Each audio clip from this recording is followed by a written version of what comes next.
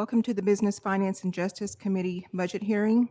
Today is Thursday, August 31st, 2023, and the time is 2:31.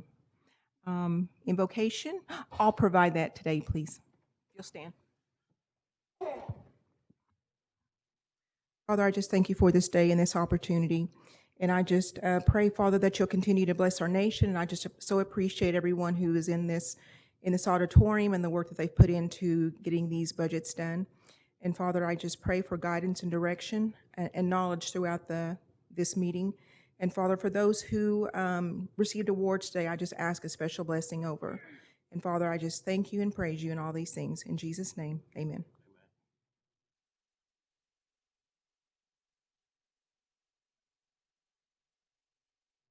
Roll call, Legislative Clerk April Lindsay. Patrick Freeman. Sandra Golden. Randall Hicks. Present. Thomasine Yahola Osborne. Present. Mark Randolph. Present. Madam Chair, you got 4 present and 1 absent. We have 4 present and 1 absent. That constitutes a quorum. Any business conducted will be valid. Next item on the agenda, it's approval of minutes. There are none, so we'll move on to the order of business, which is the executive branch. And at the time, we had Miss Ann. Thank you for coming back and joining us today. Is your mic on? Can you hear me now? I hope I don't crash the internet today. I think when I left off last time, I had pretty much explained my whole budget. So do I need to go over the whole thing again, or can we just, are there any questions for me that we can just answer? And If you'll go ahead and start all over. I don't even remember what I said. No. Okay, so the only change in the budget, there's just a few. I have asked for 1 position, which would be a cultural outreach and engagement specialist who would be completely dedicated to all of our outreaches and cultural curriculum and helping to build communities, even our digital communities, as we move towards using technology for our citizens that live outside of the reservation and outside of the state of Oklahoma. So that's the only position that we'll be asking for. And at this time, unless I'm expected to go a different direction with this program, that'll be the last position that I asked for this program. We decreased the supplies line by like $5,000. We knew initially starting up this program that we would have some extra expenses that we might not have over the years, and so we decreased that by $5,000. Another one of the changes that you'll see is that we decreased the travel and the supplies line item. And let's see, we decreased it. We weren't able to use all of the funds from last budget year. I didn't take into consideration the fact that the delay in the passing of the budget last year versus how much time we had left in the year to actually move forward with putting on outreaches, because they do take some time to set up and get contracts and agreements signed. So we decreased that and just made available the amount that we are going to try to use for outreaches, and we're going to try to do for inside the state of Oklahoma, moving in different directions from north, south, east, and west of here. So those are basically all of the changes that I have. Okay, committee, is there any questions for Ms. Ann? Representative Golden? What is travel for non-employees? So whenever we put on outreaches and cultural, we have some employees or some citizens who are on a vendor list, either through the CISO office or the Cultural Archives and Museum, that we use, say, to help assist with putting on hymn singings or demonstrations for, like you say, Dan Beaver would be an example. He is the only known artist that makes the war clubs.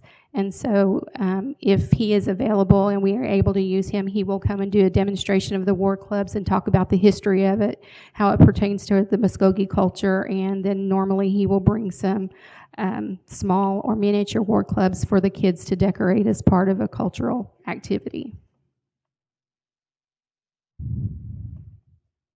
So it wasn't on before, but you took it out? No, that was all, it was included in all of the, how it was presented before was in all of the travel. So if you'll look back at the original approved budget, you see it was $200,000, and all of the travel for, that was sort of bulked into that one amount. And this time we were asked to separate that out to sort of identify what that cost would be. And what are the training fees? Training fees. So since I'm building this program and I have new staff coming on, I want to be able to build a program with employees who are dedicated to providing good customer service, and sometimes that does require training. So that's my intention, is to seek out these trainings and be able to have enough money in the budget to send them to trainings to, you know, whether it's communication or to identify resources or to build relationships with resources so that we can help our citizens abroad. That's what I intend to use that for. And the conferences and seminars, they're attached to the workshops or the locations that you do for citizens at large? That's correct. That is? That's correct. And the person that you want to hire as a cultural outreach engagement specialist, I'm sorry. Okay. That person, well, I'm just wondering about working with the current people that we already have that speak the language, that already do the classes, Zoom and otherwise. And if you were going to utilize them, then they would be using the non-employee travel if you needed to take them there, because they're the experts that we already have on board. Right. So why would you want another person? Because we have to have somebody to coordinate those events and to be able to negotiate the contracts and actually set up the venues and plan and prepare. And this, according to this person's job description, how I have it written, they're also going to organize communities in other states where our Muskogee residents reside so that we can help those residents identify with other citizens and be able to form relationships in those areas. But I thought that was your job. I do that. 2 other people, an office manager and an associate tribal liaison. Yes, ma'am, it is my job, and I do that, but I also do other things, and I'm helping to build the program and start helping to create more relationships in a presence as I'm working towards building these relationships. I'm helping to create a presence back in our southeastern states and building bridges with that too. On top of that, I also serve as helping to find resources. We have enough calls that come in that I actually do call citizens back, and I do help find resources for them in that area. So that's why. Yeah, but there is no job description, so I really don't. I guess what I'm thinking is that our current people, we're not attached to them, and they're kind of over there. And if we want to make sure that our culture is being shared, then we share from within what we have. We don't add any more people to it unless they're in that department. That's just me. I am not really clear on your meaning of that. I guess I can't. Do you reach out to our cultural people that are within that are employed with our nation? Like our cultural preservation department? On the regular. I'm in communication. I came from cultural preservation into this position, so I already have relationships with all of those employees, so I do reach out. Thank you. You're welcome. Is there any other questions? Representative Hicks? Thank you, Madam Chair. Ms. Edwards, according to the Schedule A, no employees are going to get a raise, correct? No employees. I've not asked for a raise for any of the employees, no salary increases, um, other than what's listed on there, and that's not guaranteed. That's a 4% raise based on a evaluation. So whether chief and second chief decide I need a raise or not, that would be based on my evaluation and my performance. That's, my question was going to be, so the 4%, the amount that you have, is the new position, is that included in that 4% as well? Yes. Okay, thank you. Representative Randolph? Johnson, I wanted to say that I'm glad to see that you're asking for training. I believe training should be ongoing. I don't think we can be trained enough. We can always learn more. The area of quality service and quality contact, I like that. And I'd like to see us too I've seen that we've utilized Keith Lee Duff now out of Florida. I know they bring the trainings to us. Thank you for that. You're welcome.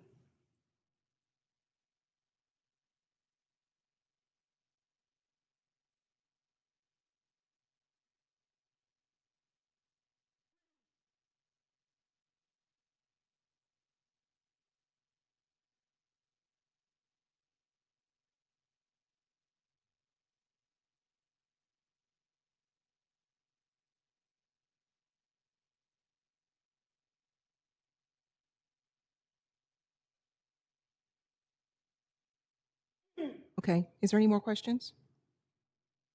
Any questions from the representatives online or in attendance?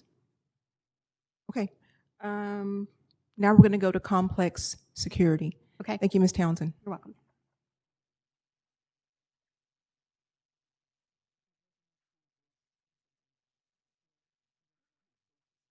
Good afternoon. Originally, we just had one. I was trying to add one every year, but we've had an increase of, say, citizens coming in, especially during court hearings. We had one individual trying to come into the finance department, and so our Dane had to leave there and attend that finance, and we've had some try to come into the McCombs building. Did give a speaker a while back about increasing the security to make sure. Also, do have Mr. Howard working on contract for security, kind of like security contract with other individuals, but this right here is just for 3. The goal is to have one at least here on McCombs building, either the housing or safe space. We have security there. Any questions? We have any questions? Representative Hicks? Thank you, Madam Chair. Chief, on this one, with the addition of the 2 security, are they going to roam complex? That's normally the first thing Danny does. He'll drive, say, to the safe space till everyone, a little bit after 8, they arrive, and he'll come south and he'll just drive around, and he does that at least 2 to 3 times a day. And what these individuals are going to do too, they take turns monitoring and walking around, especially during like major court dates. Just kind of have them walk around the premises. Okay, that's kind of what I was alluding to, was no vehicle expense or anything, so they're just going to share the one vehicle? We're looking into that. Not a big fancy one or nothing, just little, probably a truck or something that at least you can have them for now. Just probably get with Shane. Would try to use a fleet if need to. But Okay. as far as now, they'll be stationed there in the building. Okay, thank you. Thank you, Chair. Representative Golden? So the position that you have currently that has the space in your office or in that building, that's the supervisor? Yes. Well, yes, that's for now. That person has the supervisory experience?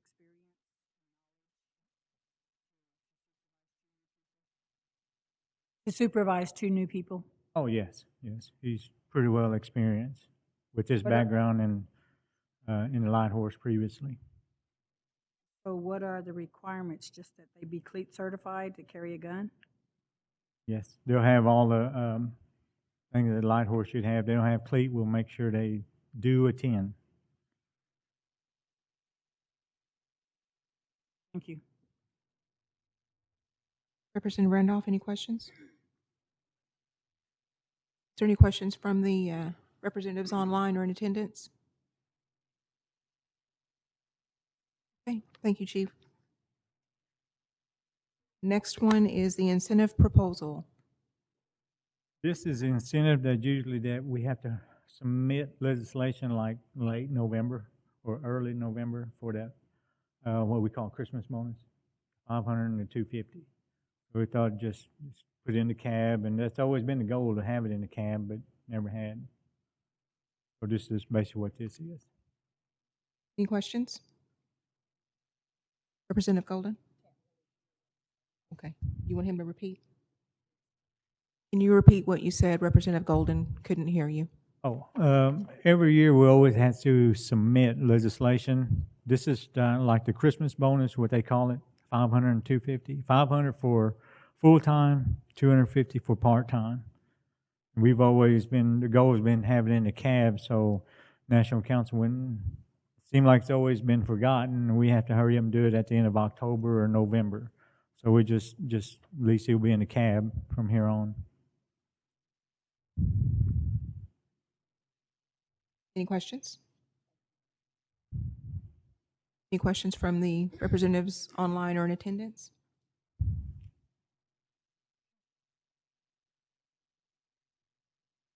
Madam Chair, I make a motion to approve the budget for the Office of Principal Chief, at-large, complex security, and the incentive proposal. Okay, we have a motion to approve Office of Principal Chief at Large, Complex Security, and Incentive Proposal Budget. Do I have a second? We have a second from Representative Hicks. Any more discussion? Hearing none, roll call vote, please. Mark Randolph. Yes. Patrick, excuse me. Sandra Golden. No. Randall Hicks. Yes. Madam Chair, you got 2 in favor and 1 against. We have 2 in favor, 1 against. The budget for the Office of the Principal Chief has been approved. No. Thank you, sir. Next item on the agenda is the budget for the Office of the Second Chief.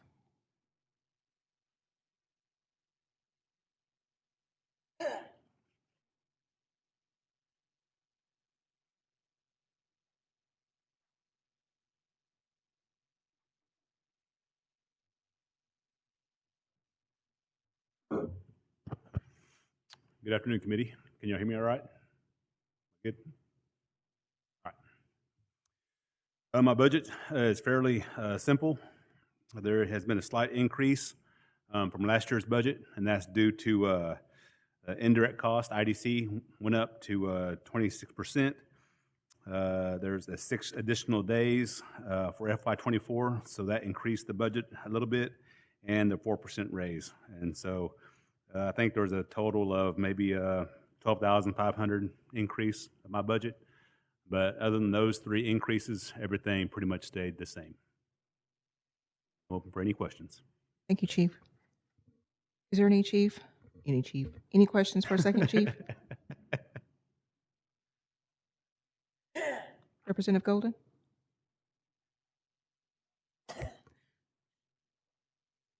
Any questions from the representatives online or in attendance? Thank you, Chief. Make a motion to approve the budget for the Office of the Second Chief. We have a motion to approve the budget for the Office of the Second Chief. Do I have a second? Second. We have a second from Representative Hicks. Any more discussion? Hearing none, roll call vote, please.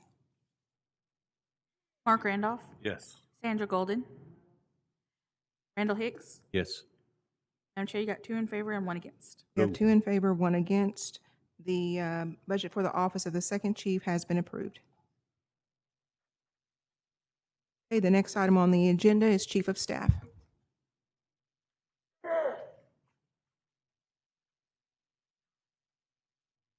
Good afternoon, committee. There are some increases in my budget. Indirect cost, as mentioned previously, has gone up 6 extra days, but the most notable increase in my budget comes in the form of contractual line item. If the committee would recall, we've recently heard a report from one of the nation's consultants dealing with this nation's policy and efforts to combat state-recognized tribes in the Southeast. I felt it most appropriate to move that expense under the Chief of Staff's office, and that's the increase we see. Deals with Republic Consultants.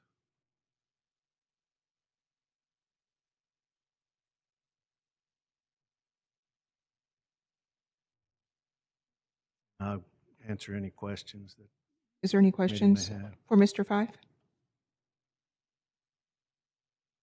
Any questions from the representatives online or in attendance?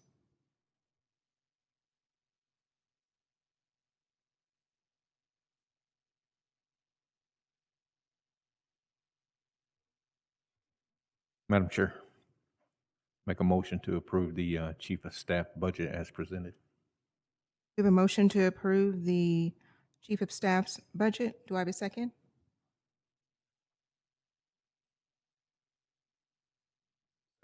We have a second from Representative Randolph. Any more discussion? Hearing none, roll call vote, please. Randall Hicks, Yes. Mark Randolph, Yes. Sandra Golden. No. Madam Chair, you got 2 in favor and 1 against. You have 2 in favor, 1 against. The budget for the Chief of Staff is approved. Thank you, No. sir. No. Next item on the agenda is the Secretary of Nation.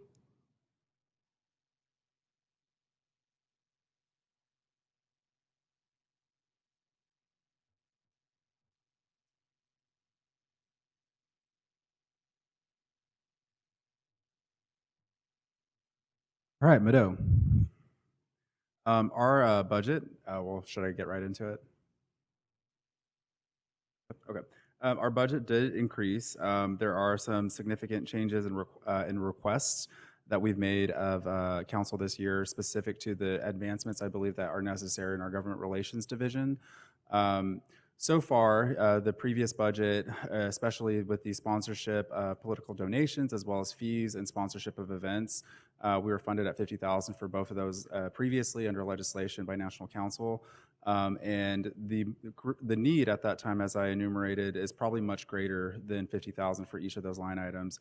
We could spend all that within a matter of weeks into the new fiscal year. So we did ask for an increase of both those line items to $150,000 each. And then I also have my government relations coordinator who brings a lot of experience, having worked for the Choctaw Nation and Chickasaw Nation, who helped me formulate at least the government relations specific portions of the budget. In addition to the increase in request of funding for those specific line items, we did propose a new position, which is a policy analyst, separate from the current functions of the existing staff. That is also an increase. And then the travel associated for all the positions, that line item also increased.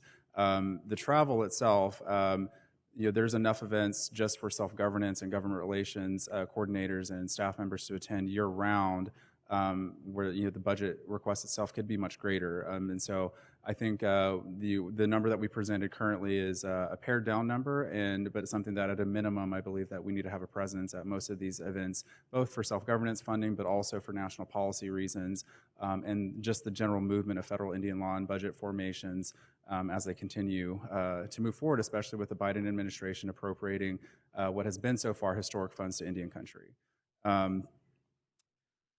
Beyond that, let's see.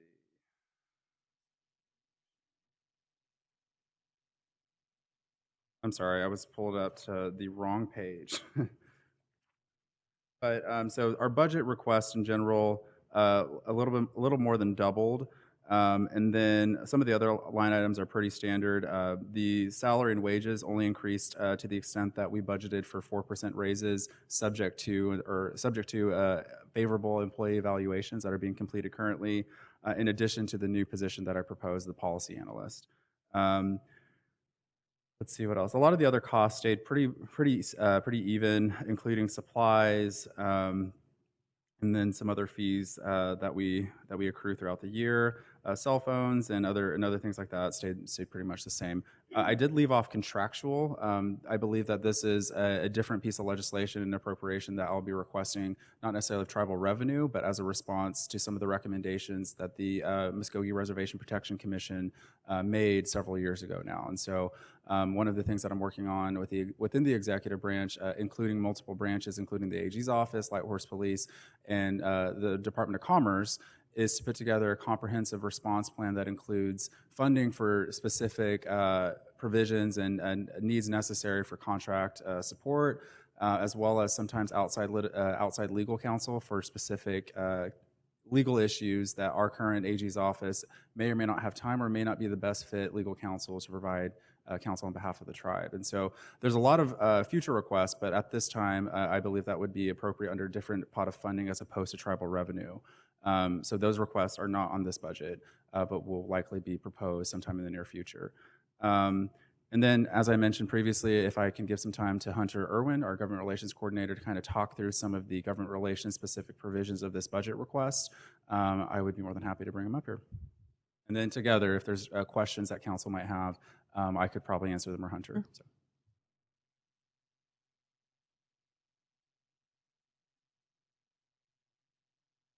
Hello, thank you all for having me.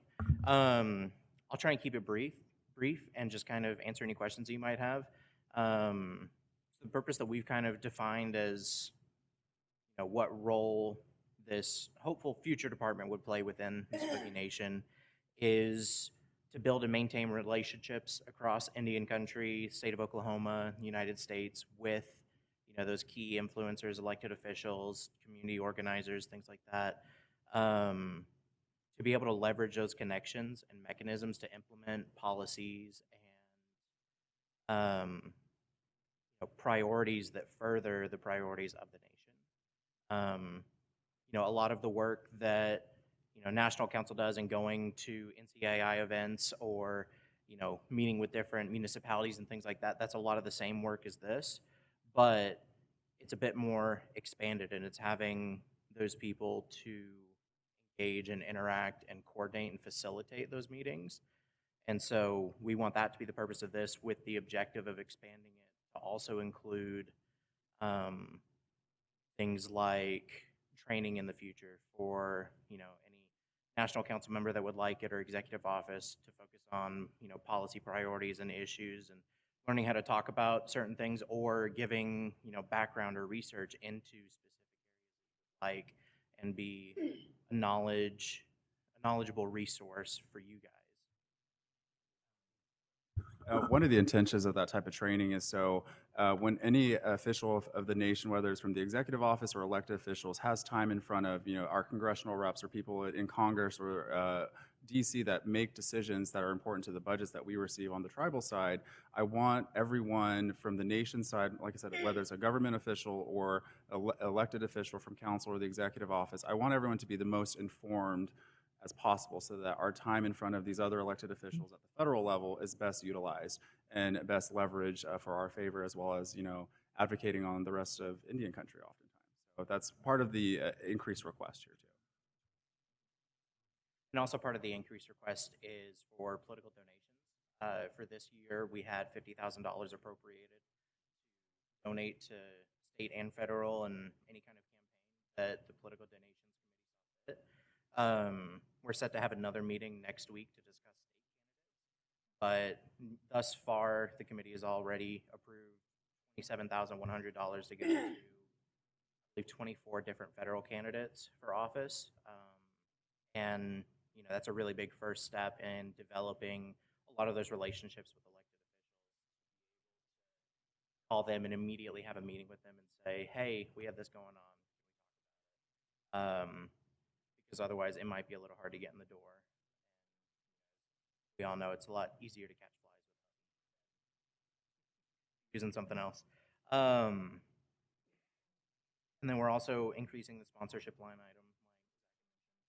item. This is to allow us to continue to be a part of more organizations and sponsor more heavily into the organizations like NCAI, and like the Tulsa Regional Chamber that, directly or indirectly have a lot of effects on the nation and how they're viewed and how they're represented. So we're really excited to be able to do that and work with a lot of different stakeholders and lots of different organizations. But I'm more than happy to just answer any questions you guys may have about, what any future plans we may have, or if you have any questions about the new policy analyst position that more about what that position is. Thank you. Is there any questions for these two gentlemen here? Representative Golden? Well, the first question I have is related to the salary. I know that you said that you're going to add this position, and then the 4% increase is based on the evaluation. The secretary position, there is a proposed salary increase. And so does that have to do with that 4%? Already been a performance evaluation, and that's what it is? Yes, we were instructed to budget at that 4% margin with or without an evaluation, but the actual raise would be subject to the completion of evaluation, yes. And the reason I'm asking is because you're saying that, but those others they remain the same, but the Secretary of the Nation is increased. Then that would have been a clerical error on our part because I did budget in for originally 3%, and then finance increased it to 4%, so it should be. And it looks like they have some clarity to provide. And the other question was, I guess, the explanation that you're giving in regard to working with the other agencies outside of the nation. And it just seems to me that that should not be, it shouldn't be in your department. It should not be your responsibility. That's just me. Because this is government to government. Also, you said you were able to provide training and technical assistance to the National Council when they're upon request. And so, personally, I think that we need more information on requirements for the grants and contracts that we approve. And so I'm just asking if that includes the new, of course it's already been in place, but the 2 CFR 200, training on that. It's open for interpretation. We intended originally so that council, like I said, all the officials of the nation that have time before federal officials understand fully the kind of policy implications that are bouncing around both in White House and within our borders. But I mean, it can expand beyond that. And I think just pragmatically, there needs to be increased understanding on everyone's levels to A, the CFR and how it applies to tribes, and then B, how it applies directly to our reporting practices all the way down to procurement practices from admin assistants all the way up to cabinet members. So absolutely, I agree. Okay, Ms. Killian, did you want to add something? Okay, there it is. What I wanted to say is on the cabinet positions, that particular salary is determined by the principal chief and that staff, and then it's not included in the 4%. That's for the raises for the additionals, for the other staff. Thank you, ma'am. Representative Randolph? I wanted to applaud you because we have to look at the big picture here. I think a lot of times we get bogged down right here within the reservation, and with all the ramifications of politics and the way things are done in this day and age. I applaud you for looking at that and catering to it. Thank you. Representative Randolph. Representative Hicks, any questions? Thank you, Madam Chair. Patricia or April, kind of based off what Representative Golden was alluding to, what percentage increase would that calculate to be for the increase for the?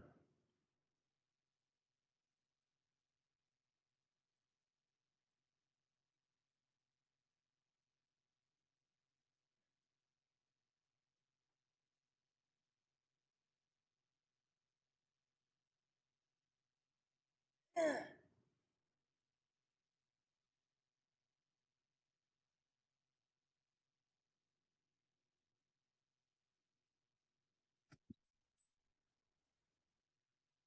figures to 15%. 15.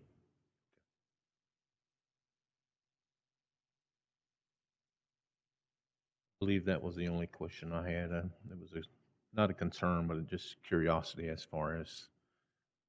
But just to elaborate just a little bit, Zachariah, I mean, as Representative Randolph said, I visited with you. I've seen you in action, and I can honestly say you're worth the money that's being proposed. I mean, in order for the tribe to move forward, we have to have intelligent, business-minded people as yourself, and I appreciate it. So, just wanted to share that. Thank you. Thank you, Madam Chair. Any more questions?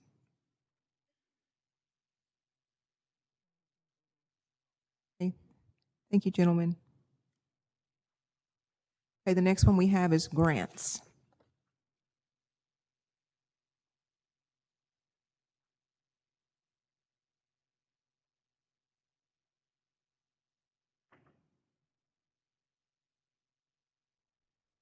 Madam Chair, while they're coming, could I make a statement, please? Sure, go ahead.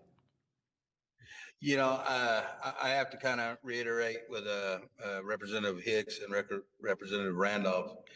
You know, we're beginning to we're making our steps to step it into a new era of doing business as a tribe, and I know these gentlemen have to be apprised of everything that's going on out there in Indian country and outside of Indian country, and so I'm just real glad again, that we have those that are well educated and that carry themselves in a very professional way. And, this is what it's going to take for us to do these things, because sometimes if we ain't careful, we can allow too much politics to get in the way of the things that are going on. And the business world right now, it moves so fast that if we slow down too much and slow down some of our business people and the practices that they're starting to do now, well, then there's a lot of things that we can miss out on. And so, again, I'm just glad that we're beginning to step in a new direction in this. And so I have to appreciate, what they've done up to this point, and now they're stepping into those new positions. And I'm thankful that we have, again, gentlemen such as these that are going to be taking a hold of these positions and leading the tribe in a whole different route. Thank you, ma'am. Thank you, sir. You can go ahead, ma'am. Good afternoon, committee. I am presenting the budget on behalf of the Grants Department. We had a slight increase in our budget this year. It's mainly due to the 4% increases on the overall salary. And the only other increase I had is $1,000 to the training line, going from $5,000 to $6,000, so we can increase training on the grant writer staff. Thank you, ma'am. Any questions? Ma'am, what is your name? Lee Cook. Okay. Any questions for Ms. Cook? Any questions from the representatives online or in attendance? You done real good. No questions. Okay, we're on to planning.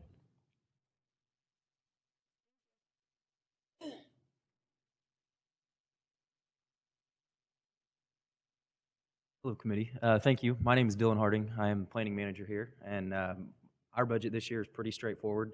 We have increased the 4% in salary and wages as of based on evaluation. Outside of that, I think we had one change. We went down. We increased our travel to 10,000 or 8,300, I believe, is what it's proposed for. That's for us to be able to go out and continue to learn about different markets or economic development practices that could be implemented into the nation. Outside of that, pretty straightforward and on the increases. Does anybody have any questions? Ms. Golden? What's the job description for the urban planner? Yes. So the urban planner is a position for us to be able to kind of go out and assist in different projects or market analysis to continue our growth and development in the urban area. Also with the rural, it kind of speaks for itself on the outskirts. As we get closer into the Tulsa area of growing in our economic development, I think that would be a great asset for us to continue to have four sets of eyes on these types of projects. They are going to be basically the, understanding the market, being able to give, backup data for reasons on why we should and should not go into different developments. So if that answers your question. Sort of. Example, the homeless population in the Tulsa area or in the urban areas. I'm sorry, one more time? Homeless for housing, resources, assistance for citizens living in urban areas. Would that be included in the urban planner job description? It's going to be there. It could be very lucrative. We have anything that we can try to implement for citizen-based, for our elders. I think that this, as far as the planning goes, I see it as being a very well-versed position. As could be for business development or for business or for senior citizens. Anything within the Creek Nation, I feel like it is going to be a very broad spectrum. But to hit on hit on the urban side, we will be working on in many different facets for those developments. So the actual job description is for a base level planner. They have to have a degree in planning in general. But beyond that, we left it open for interpretation because the wide nature of this type of work, it could mean identifying social services based on citizen needs within different neighborhoods in Tulsa. But it will also certainly mean analyzing business opportunities, economic development opportunities, zoning projects that are currently in motion, seeing how they're tied together with current infrastructure projects that were already funded or that are planned currently. But in general, the nature of both the urban planner and the rural planner, they're pretty basic with requirements in degrees in planning specific to the actual practice of it, not just a project manager, so to speak, but they will bring all that experience, provided we can find the right candidates.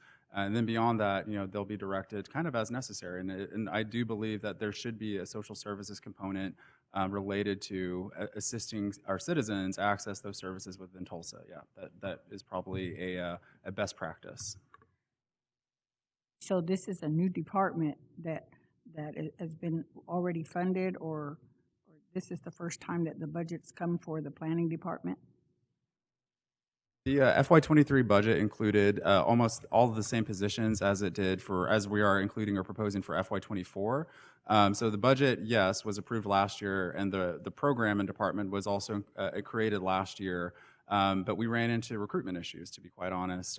The positions were open, and there was very few qualified candidates until Mr. Harding applied. And even upon his hiring, there are still recruitment issues in getting to specific planners that the nation needs within the markets that we have available to us. And I think to his point earlier, accessing the Tulsa market will allow us to stretch our dollars, what's budgeted currently for the FY23 budget, and then also what we're proposing for FY24 a little bit further, especially since Tulsa has a wealth of urban planners already that we work with in a number of ways. But I think that's another way for us to access the market. In general, these positions are very niche and very specific, and it is just frankly difficult to recruit for them, just even at our proposed pay scales. It's not an easy task. Yeah, well, I know you mentioned, excuse me, social services, but to me, our population, our citizens, wherever they're living, even if they're in urban areas, there are other issues that citizens are needing assistance, and besides housing, there are people with mental health issues that have no beds, no place to go, adults and juveniles. And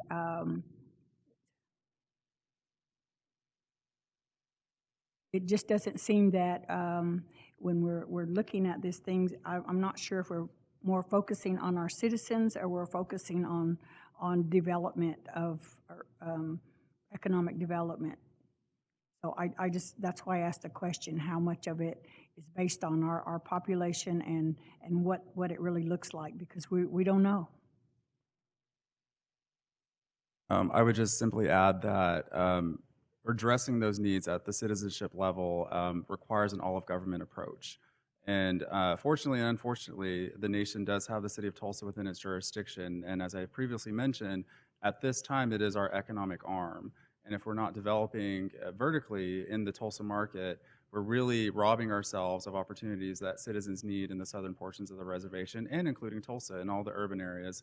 So that is absolutely a concern that we're hoping to address, but us addressing the needs of our citizens may not look like health's provision of services. It may not look like social services provision of services. But what we're trying to do is implement strategies that diversify the nation's economy to where we're less vulnerable to another pandemic, that we're less vulnerable to things outside of our critical control, so that those service provisions still come to citizens despite disasters and things outside of our control. That is absolutely the intention ultimately. It all goes back to the citizens and why we're all here. Any other questions? Any questions from the representatives online or in attendance? Okay. All right, we're going to move on to contracting employment, CISO.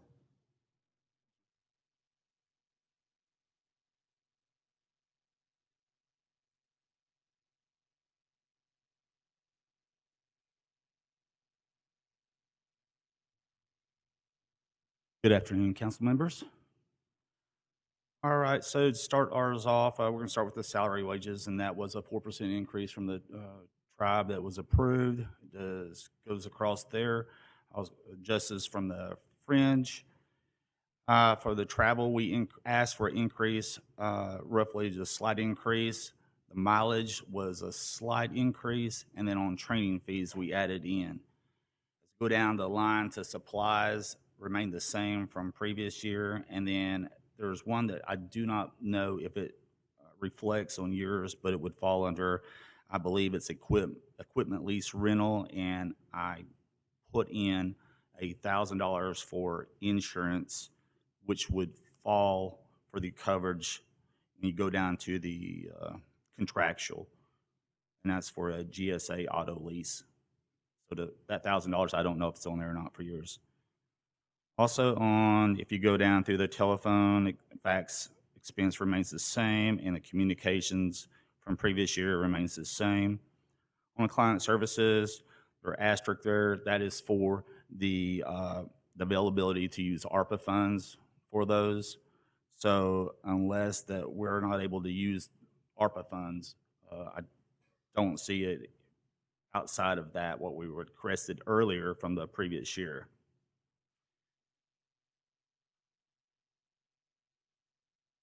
I believe that is it on that particular budget request. Do I have any questions I could help? Any questions? Any questions from the representatives online or in attendance? Representative Hicks? Thank you, Madam Chair.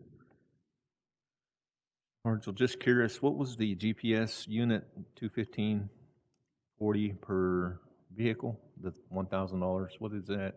For the 5,000? Well, the 53,120. 53. Only for 1,000, but what is the GPS? The GPS system goes into all of our vehicles, and the fleet department manages to know where the vehicles are at all times and can monitor if they're speeding or not. So when he gets his lease vehicle in, it will be equipped with that GPS. I kind of thought that's what it was, but I just wanted clarification. Thank you. That's all I had, Madam Chair. Is there any more questions? Any questions from the representatives online? Thank you, sir. Thank you. Madam Chair, I'd like to make a motion to approve the budget for the Secretary of the Nation, including grants, planning, contracted employment, CISO. We have a motion from Representative Randolph to approve the Secretary of Nation's budget, which includes grants, planning, and contract and employment. Second. We have a second from Representative Hicks. Any more discussion? Hearing none, roll call vote, please. Mark Randolph. Yes. Sandra Golden. No. Randall Hicks. Yes. Madam Chair, you got 2 in favor and 1 against. We have 2 in favor and 1 against. The Secretary of Nation's budget, grants, planning, and contracting employment has been approved. Moving on to Secretary of Commerce.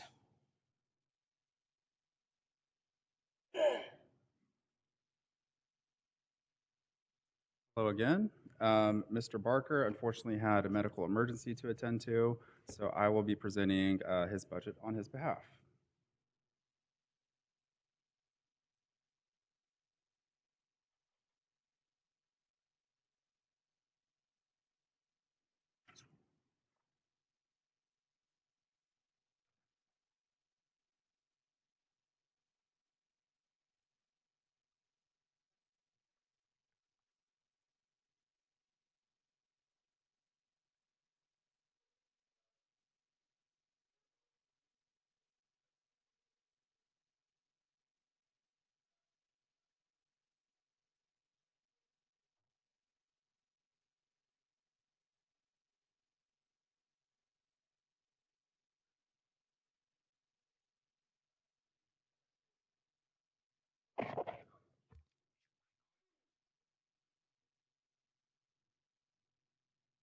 There we go. Sorry about that. So I'll start again. This budget is similar to the Secretary of the Nation budget in that it's pretty nominal increases, with the exception of there is an additional request for a new staff member. Currently, the Secretary of Commerce staff includes an office manager, a economic development specialist, and then the new position, besides the secretary we're proposing, is a business analyst. And beyond that, the travel was increased, I believe, from 10,000 the previous year. Just with the notion that with a whole separate secretary that's different from the existing cabinet members and including the existing staff with the economic development specialists and plan staff, there will probably just be an increase in travel because there's more bodies capable of attending events.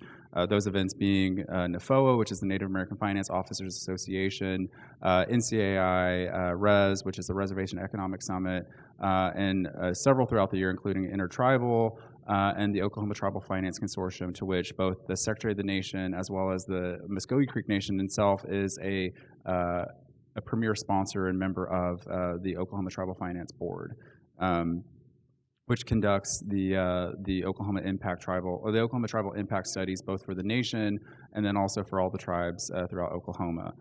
Beyond that, like I said, there's pretty standard request. Supplies is up from $1,200 with the intention of purchasing supplies for a new employee, including a laptop, cell phone, things like that.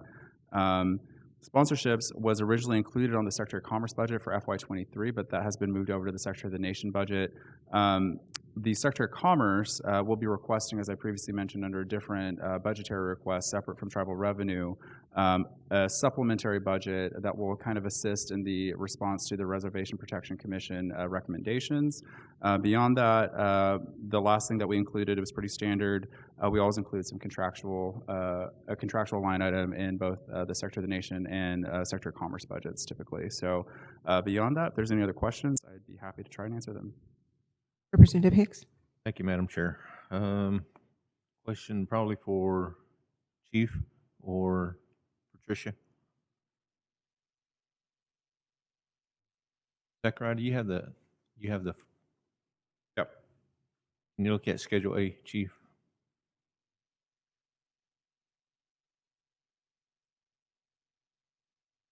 I'm looking at the salary range. Basically, that's contract. It's not a full-time employee. His is a contract? The pay range? Oh, the pay range. Schedule Grade? A. Oh, pay grade. Okay. The salary range from to, and then the proposed has exceeded the. Oh, yeah, we're going to change it. Should be 13. Was that correct or? No, it needs to be changed. 13. The grade needs to be changed or the pay? Grade. Okay, that's what I had. Thank you. Any other questions from the committee? Any questions from the council representatives online? Okay, it looks like we're done with that one, Mr. Harjo. Thank you. We're on to marketing and tourism. What up?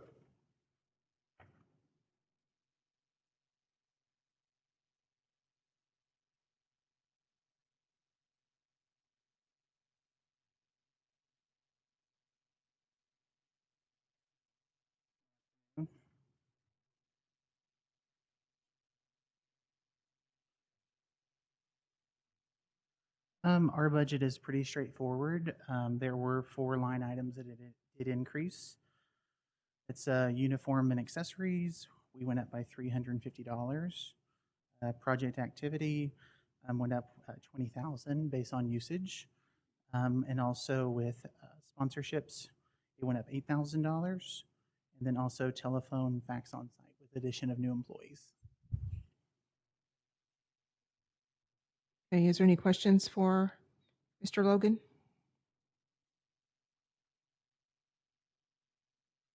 Any questions for Mr. Logan from the representatives online? Okay, no questions. So we're going to move on. Next we have the festival. I want to thank the National Council for revisiting this budget. Our budget was increased with an appropriation this year, so thank you again for doing that. Our budget is remaining the same from that appropriation from earlier in this fiscal year. Our operating, rodeo, softball, basketball, golf, Olympics, parade, volleyball, 5K, entertainment, singing, horseshoes, stomp dance, fun fair, living legends, elder activities, tennis, cornhole, our Christian concert series, open house, and the Legends softball reunion are remaining at the same levels. Any questions? Representative Golden? Yes. Mr. Logan, this 780,000, that was what you came back and asked for, the additional for the 23 budget for the festival? Yes, so our annual budget has been 550, and we asked for that increase to 7. And so you're asking for another increase from that increase?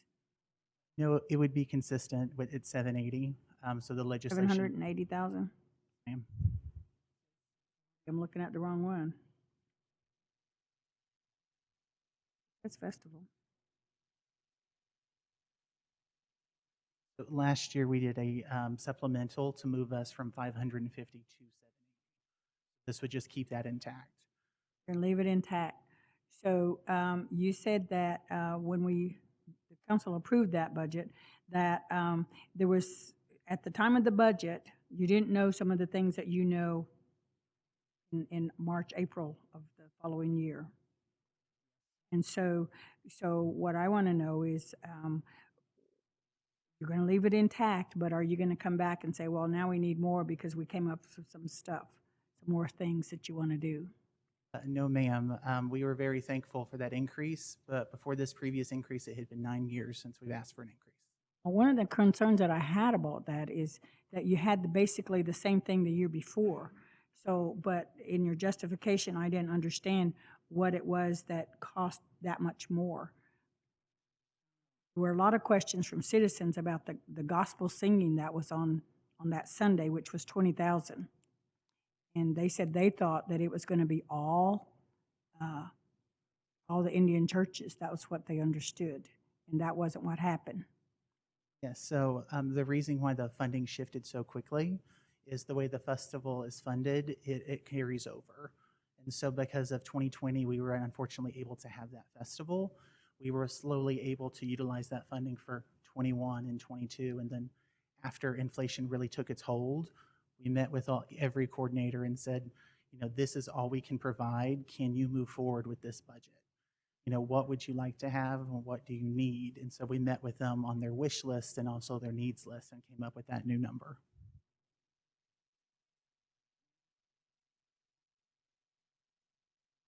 Well, I'm just going to say that I was disappointed with it because it wasn't, the citizens didn't get what they thought they were getting for that amount of money. Thank you. Any other questions? Representative Hicks? Thank you, Madam Chair. Mr. Logan, question, increase on maybe the softball and the volleyball, for example. Why the increase on those? The increase from 22,000 to 26,000 in softball. Yeah. Most of the fees encumbered with softball is actually paying for the umpires. Okay. So with the law in the books, we can't pay employees twice. We have to look for outside entities to ref these games. Okay, and then the volleyball?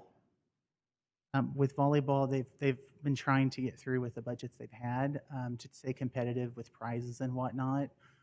They've slowly tried to stay competitive with the local areas. I guess my concern is we increased this to $4,000 and you only average 10 to 12 teams in this volleyball tournament. What kind of justification is that? So this year specifically, our tournaments were down. We changed the festival quite a bit. We did a survey back in 2022 asking people what they wanted to see, and we implemented it in 23. Some of the things were wonderful, some things were not. We did another comprehensive survey in 23 and tried to take those complaints. With volleyball specifically, once they left their weekend of the fourth weekend, they started competing with tournaments we don't accustomly. But with regards to funding, the festival is never really self-sufficient. We see it as a day to celebrate, and not only as our Muskogee people, but also welcoming in outsiders as well. So what was the amount actually spent last year on the entertainment? on entertainment, I wouldn't know that number exactly off the top of my head. I know it fit inside our budget, which we budget at $225,000. The largest portion of entertainment is the funds for the stage, which I'm very, again, thankful on last session that that new stage has been approved, and so we will not have those expenses any longer.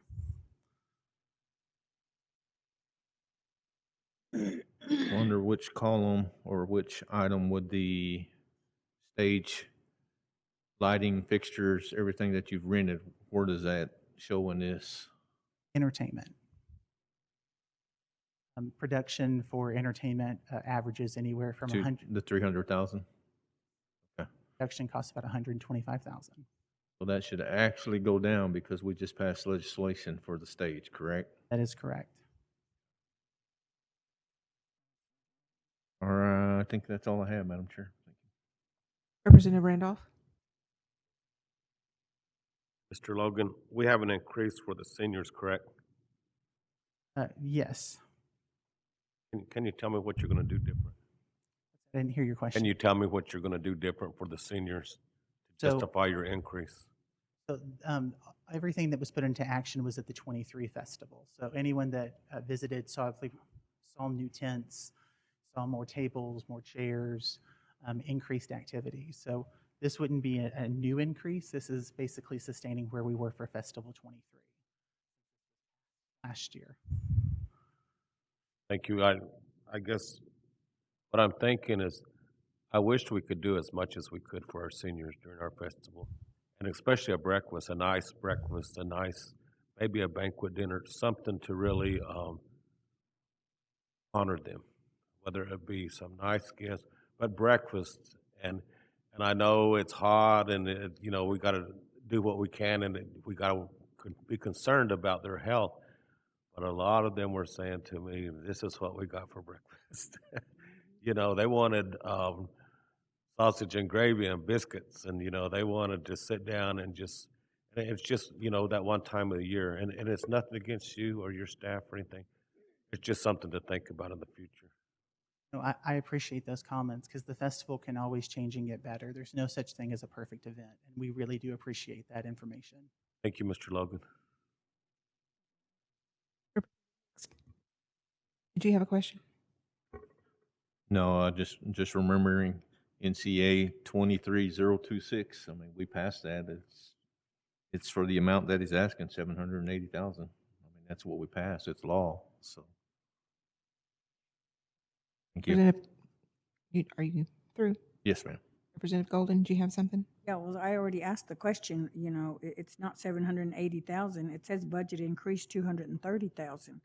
So, but that's what we passed before. That's why it's still 780,000. Correct? Correct. It's already been approved to 780. What you're requesting. Okay, so now I understand that. Based on what Mr. Randolph said, and this is just Um, You requested 7,000 for the softball reunion, but only 6,500 for seniors. Where's our priorities? We visited with every coordinator to see what their needs are. One of the hardest things for our seniors is we're no longer to play bingo. We've tried to find different alternatives, but we've started doing like T-shirts and other activities because So who coordinating this? George Tiger? we coordinate with Elder Services. They're actually No, I meant the softball. the Legend softball reunion or the softball tournament. Softball reunion. So the softball reunion, we've coordinated in-house actually with Chief's office because they utilize the same space as the open house. Any more questions? Any questions from the representatives online? Yes, Madam Chair, this is Representative Arjo. Go ahead, sir. I was out there at the festival and I tried to attend as much as I could. And I think the only thing that worries me, Logan, is I was kind of watching the people coming in from under the pavilion and where the artists sat and everything. And I noticed that the traffic was a little bit lower this year. And it may have been possibly too because of there was people that was coming, and when I looked out there when the concerts were taking place, I noticed that our area wasn't very full. And then and I guess what worries me a lot is that if when we look at this overall, I'm just worried that if we don't maintain a certain amount of people, foot traffic in there, well, then some of the vendors may start going away because that'll be a couple of 3 days that they're sitting and not really making what they normally would make or even coming close to it. And so the foot traffic was, what I could tell was severely down. And there might be a reason why you did that, but when you have vendors, I think we have to be thoughtful of, they're there to sell, and so I think we need to kind of look at what caused the foot traffic to come down. And you may have a good answer for that, and you may not. But I just know that if we're not careful, those artists, they will go to another show and start doing other shows besides coming, to our festival, because normally it's pretty well packed in there. And this year it wasn't, there wasn't as much traffic flow. And so, I understand, the budget was already passed and everything. So, but I just want to make sure that, when we invite people to our festival and they get spots that, they have, they, and we have to be honest about it, they come to make money too.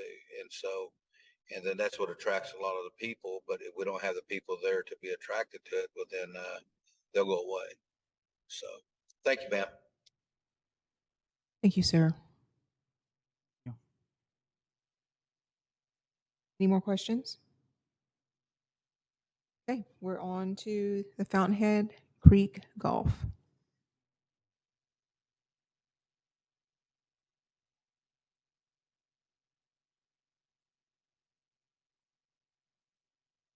Afternoon, everyone.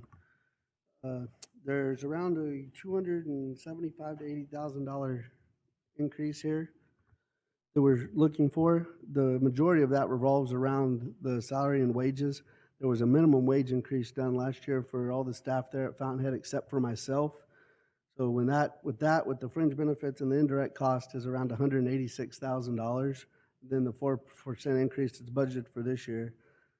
The remainder of the budget increased by around $75,000 is what I'm asking for. All that revolves around cost of goods. Our chemicals, fertilizer, supplies that we sell in the golf shop for resale, all those prices have went up. Our golf cart lease expires in October.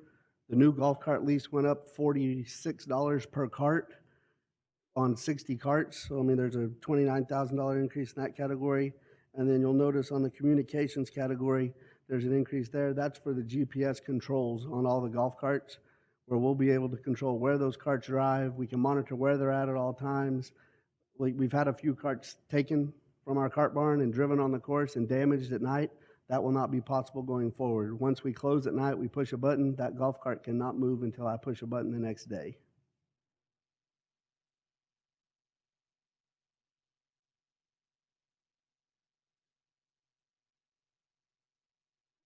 Anything else? No, ma'am. Just any questions or?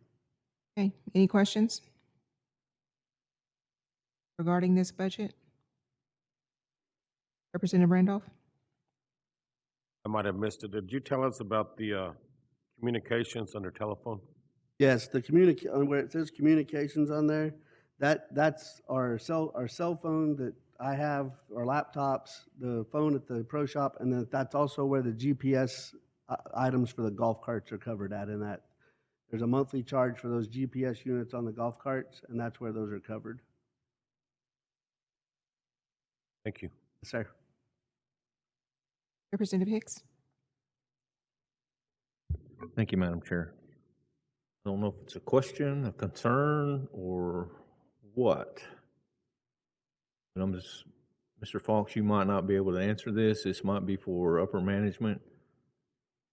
I guess my question is, what is our plans for Fountainhead?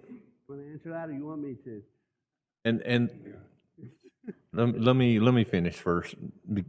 The reason I'm asking is I know we've put tons of money down there, tons and tons of money, and so I'm just curious, what is our plans? I mean,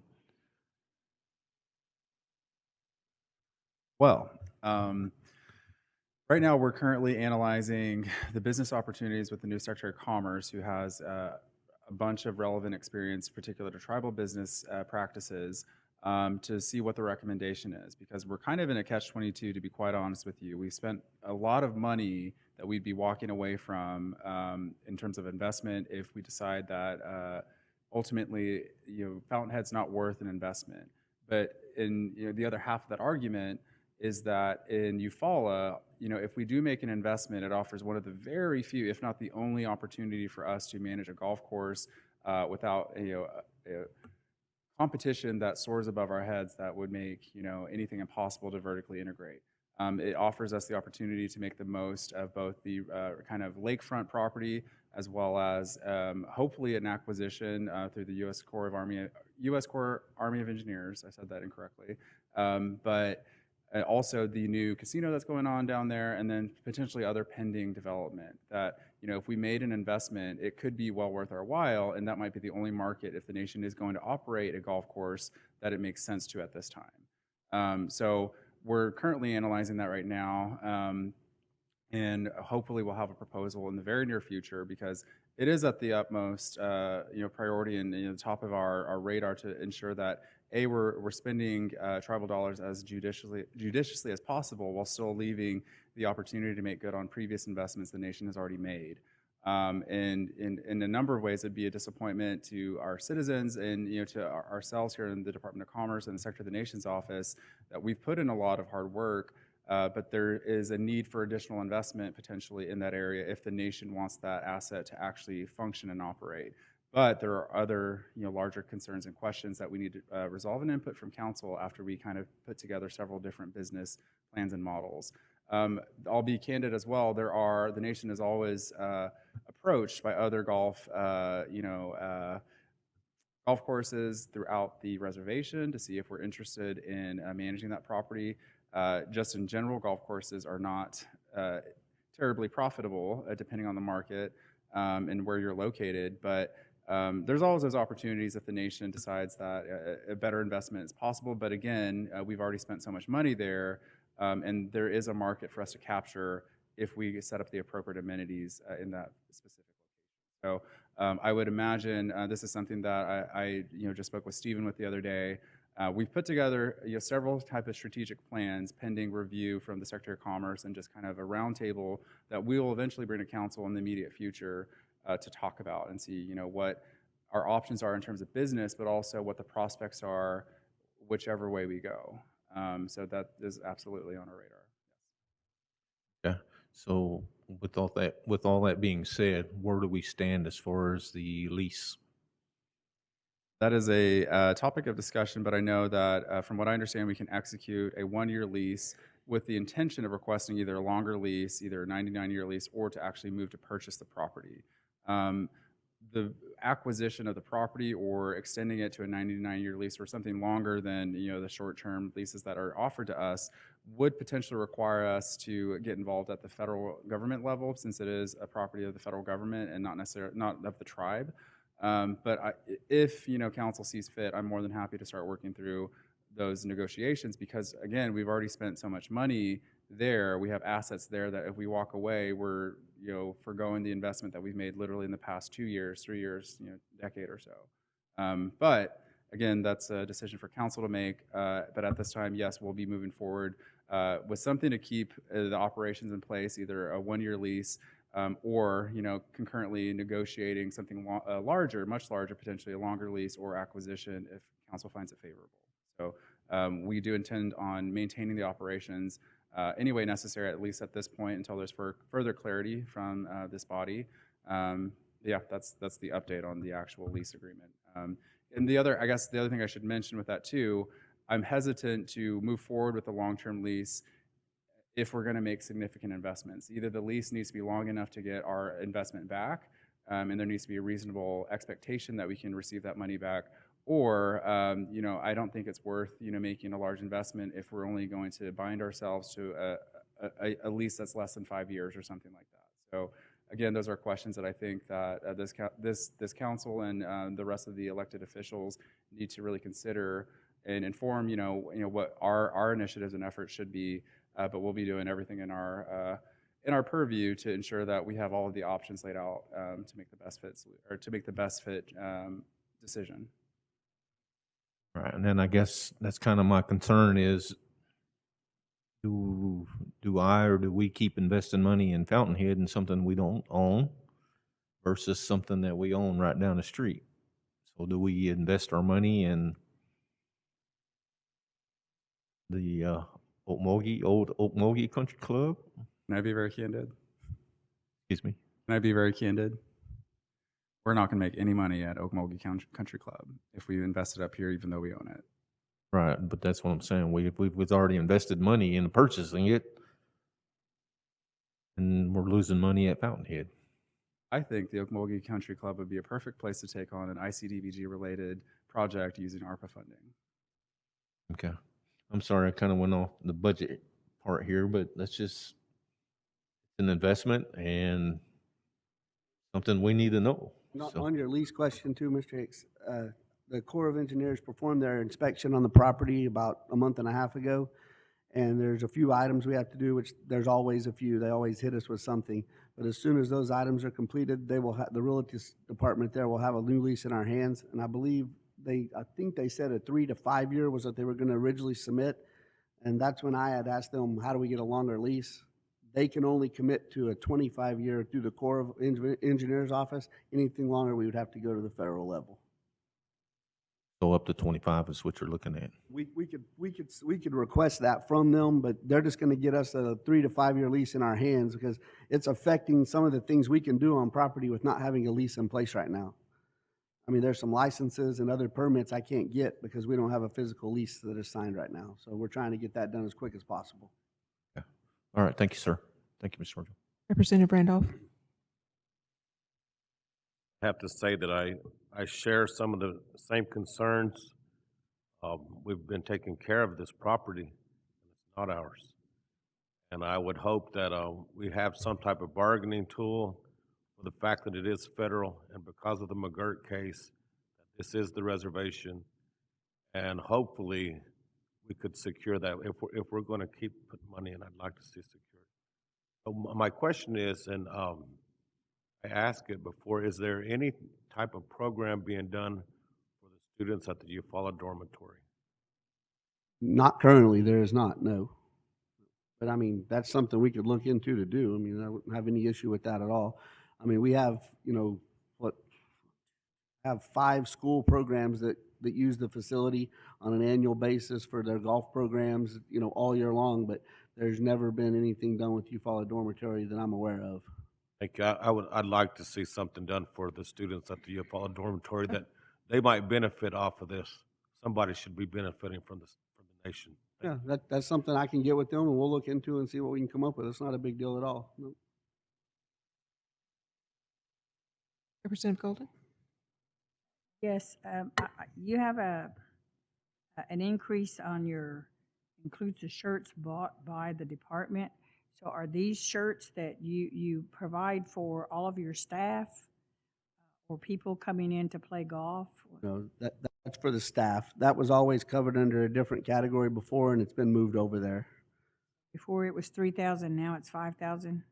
because of the change of moving those uniforms over there and the difference in the cost of goods. Yes, So it's not change, what do you put on them? they have the Fountainhead Creek logo on the sleeves, and that's it. And it's Fountainhead golf shirt. That's for them to wear during tournament times and anytime we're having to go anywhere else or anything like that. Thank you. Yes, ma'am. Any other questions? I have a question. What kind of time frame are you looking at getting the executive branch, national council together to talk about this golf course? I actually just sent home some information today with a 30-day, a 60-day, a 90-day, and a 120-day. Within the next 30 days, I would like to be in front of the council discussing our plans going forward. Some of this stuff is things I need to accomplish very soon. Some of these things wouldn't probably take place until next summer, but we need to be meeting with contractors and vendors over this winter and getting those things lined up. Thank you, sir. Mr. Harjo, do you have something? I would just add that I do believe we have a fair amount of leverage if we did move to acquire the property and at a pretty reasonable price. Because of the money we've already spent there and the fact that we're taking these expenses by maintaining the property ourselves off of the Army Corps of Engineers books, essentially, I think we have plenty of leverage, if we can work out the appropriate asking price. And it would probably be much less than market rate, at least theoretically. So, I think we have plenty of leverage because we've been maintaining it for as long as we've operated Fountainhead, and it doesn't come at a cost to the federal government. So it's something that I think, in general, if we did have to move some heads in D.C., I think it's something well within our reach. So. Thank you. Any other questions? Representative Hicks?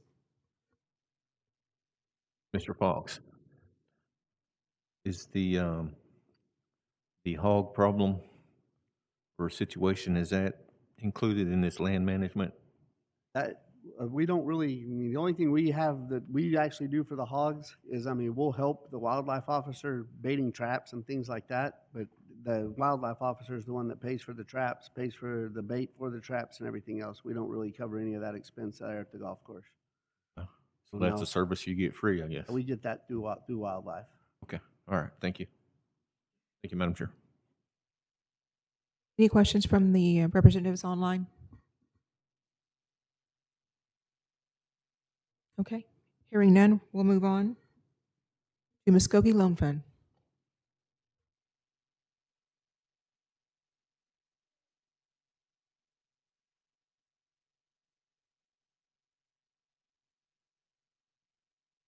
Good afternoon, members of the committee. I know you've looked at our budget. We have only 2 line items that we request from the tribe. All of the rest is, funded via our revolving fund, and our other 3 full-time employees are paid for via grants. So our budget this year is actually smaller than the last year's request. It's only increased due to the increase in the indirect cost. That's even including the 4% salary increase. Add any questions? Any questions? Hand clap, maybe? I'd like to say the self-sufficiency, the rate that you guys are succeeding, the things that you're doing, thank you very much. Congratulations. Oh. Representative Hicks? Thank you, Madam Chair. Dear, I just want to echo what Representative Randolph stated. You guys, Muskogee Loan Fund has grown and helping many, many citizens. I just want to say I appreciate you guys. Keep doing what you're doing. Thank you. Thank you. Representative Golden, anything? Anything from the representatives online? Okay. Mr. Deere. Thank you. I appreciate it. Thank you. Move on to recreation. Mr. Sands, your time to shine.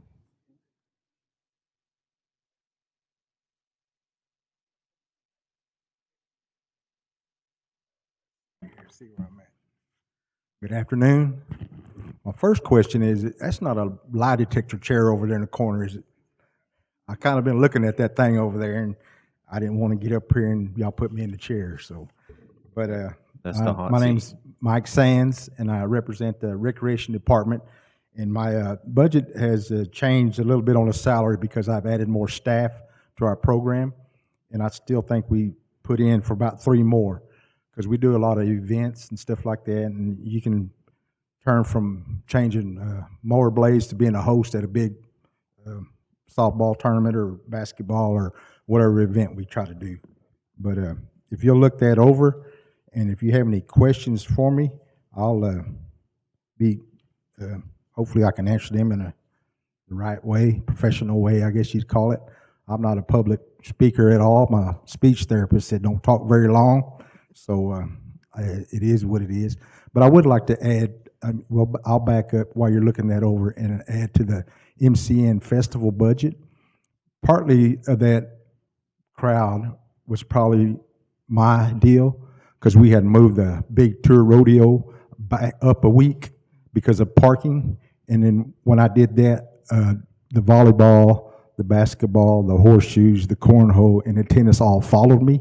So we moved all that to the previous week. So that explains for the lack of crowd. So I'll take full responsibility for that, but I just try to make it better for the rodeo because they didn't have anywhere to park the weekend of the festival because they had parking and they was parking way out for them. So I tried to make it fair for the rodeo guys because they come from all different states. So when I did that, I moved all the other events over. So that's why the crowds didn't look as big. So I'll take partly blame for that, but I just thought I was doing better for the people and the vendors and whatever. So, but moving back to mine now. So I just wanted y'all to know that. But like I say, I put in a different, we got as you go down the list, I don't know if we have any questions on anything, but if you have, I'm more than welcome to answer them. Representative Hicks. Thank you, Madam Chair. Mr. Sands. Yes, sir. Thank you for explaining that, sir. Yeah, you didn't have to explain it, but you did, and I appreciate felt that. bad. But I don't have any questions for you, sir. I just want to say thank you to you and your department for taking care of the grounds over there. It does look good. So just wanted to say Mado. Representative Randolph. Thank you, Mr. Sands. I will tell you, I appreciate you also. One question I have for you. When someone comes in and utilizes our grounds over there, I'm sure they enter into a contract and all that. And some of them, I've been told and seen that they left it in a bad way. And I would just, I'm not trying to tell anyone how to do their job, but I would encourage you to implement a fine or something, to curb that, to stop that. Yes, we they fill out a lease agreement there and they put in a deposit. I'll have to change the amount to a larger sum because sometimes a big event like that, they make their money. And if you're just charging like $150 deposit for trash or anything, they'll just waive that $150 because they probably made twice that. So I'll raise that in the future. I just noticed that about 2 weeks ago when we had that big rodeo. So thank you, sir. I appreciate you. Representative Golden. I'm just wanting a clarification for one thing, and that is your personal trainer certification. yes, we have 9 workers, including myself, and we work at a facility where it involves kids and adults and elderlies or what have you. And so we have to be certified for CPR training, and we also have to be certified to be a personal trainer. So I asked that we put that in there so my people can travel. We can do a lot of that at the Green Country, and they'll come out and give us CPR training. But I asked that each worker that works at the Recreation Department be certified in that department because you never know what kind of event or what might happen over there. So that's what that is for. Okay, so the personal trainer certification is for adults and children?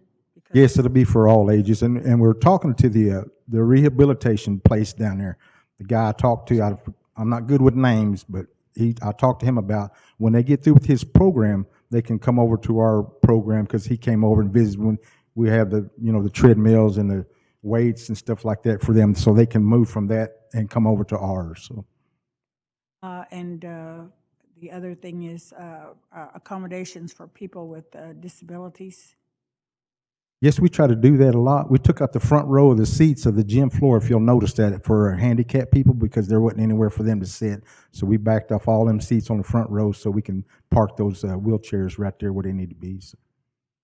And the last thing was on the rodeo, I did meet the guy that did the MC, and there was somebody else that they knew, and they did say that they've been here for many years, and that this was the best time that they've had because of the parking, because of the accommodations that you made for them for the rodeo. So thank you for that. Thank you. Any other questions from the committee? Any questions from the representatives online? Madam Chair, make a motion to approve the Secretary of Commerce, Marketing and Tourism, Muskogee Creek Nation Festival, Fountainhead Creek Golf, Muskogee Loan Fund, and the Recreation budgets as presented. Okay, we have a motion to approve the Secretary of Commerce, Marketing and Tourism, Muskogee Creek Nation Festival, Fountainhead Creek Golf, Muskogee Loan Fund, and Recreation budgets by Representative Randolph, and it was seconded by, Representative Hicks, seconded by Representative Randolph. Any discussion? Hearing none, roll call vote, please. Randall Hicks, Yes. Mark Randolph, Yes. Sandra Golden. No. Madam Chair, you got 2 in favor and 1 against. We have 2 in favor and 1 against. The Secretary of Commerce, Marketing and Tourism, Muskogee Creek Nation Festival, Fountainhead Creek Golf, Muskogee Loan Fund, and Recreation budgets have been approved. Thank you, sir. Thank you all.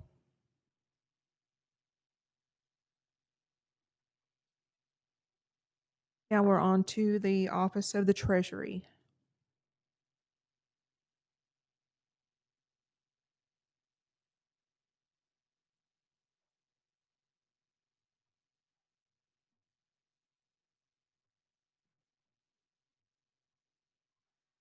Good afternoon, Madam Chair and committee members. I am presenting to you a budget that has increased. Coming into this department last year, I tried to increase it by a couple of positions. After coming in and evaluating what needed to be done in the department, that's why you will see some additional new positions. Also, you also will see some open positions.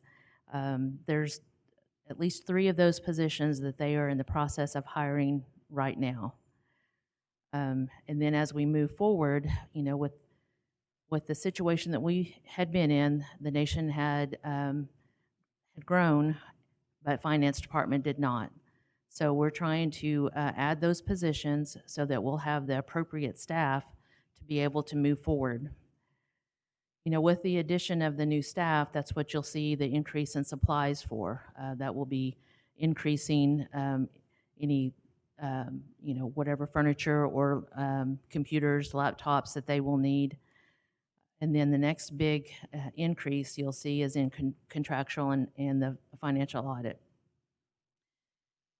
Since we did not have the staff to move forward in the past, we had to utilize a consulting firm to help us with the audit.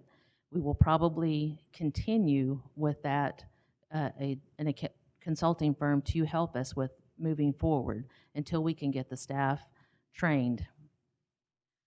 So as this year, which this year we may also be working on 2 audits at once. So that's why that increase is there.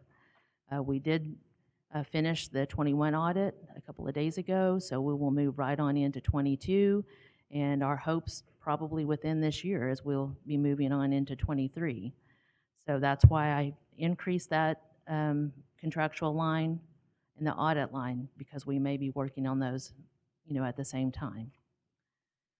I believe that is the main increase. You might see, though, that we haven't traveled or had probably used our training fees, but that is something that we hope to utilize in the coming year when we possibly will have more time so that we can send these employees to specific training for accounting, for fixed assets, or to actually maybe go to some training that some of the funding agencies might have that will help us with, reporting and just understanding to what the grants require on the finance side.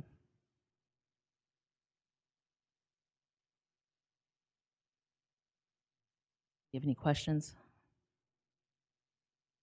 Committee, is there any questions for Ms. Killian? Representative Golden? There's a position here called the OMB Director. What's the job description for that person? What do they do? They are actually over the budget, the grant reporting, and the procurement area. Probably in the years past, we actually had 2 directors of finance and accounting, but, part of that one director is over budgets and procurement and reporting, and then the other side is on the accounting side. And I do want to apologize. You will see increases in 3 positions.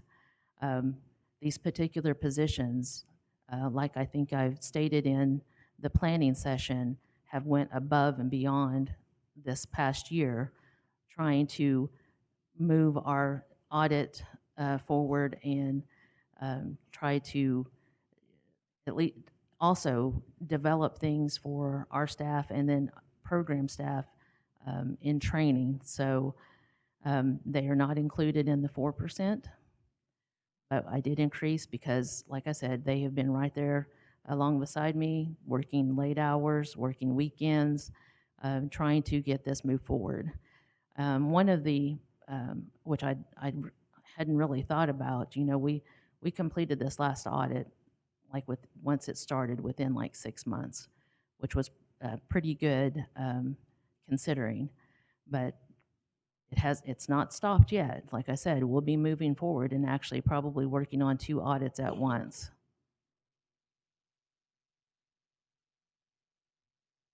Representative Golden, anything else? Yeah, I was just going down because you said some received, or at least 1 or 2 people received an increase because of working on the audits, but the others are just in that 4% for Yes. performance evaluation. And you have 7 new positions?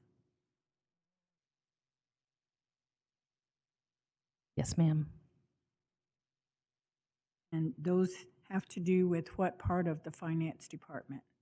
One of the positions we hope to, so this is programs that, something that should have been started probably years ago, but we would like to move towards a procurement card, for our programs. We've had a lot of issues with some of the places not taking our checks and that type of thing. So we're trying to develop that, but I want to, bring somebody in to help develop that so that we can move forward and help, that will help definitely our programs with that. One of the things that you mentioned in planning was when you bring somebody new in, it takes a while to acclimate them, train them, so that's what you're going to have to do for these 7 people. Right. And so how much time is that going to take? And so it really won't take effect for your increase in whatever you're doing for 3 months? It could possibly, it may and it may not, depending on, who we can get in and what, how much experience that they may have. But that's also why we're trying to move forward with a training program and developing the modules in our Munis system that we can. So that is one reason I said we probably would still have to bring in the accounting firm to help us through the audit. So then that gives us time to move forward with the training with any of the new employees. So I know you're not responsible for bringing in the newness, you know, so, but you can't just say, okay, we're not going to use it anymore. But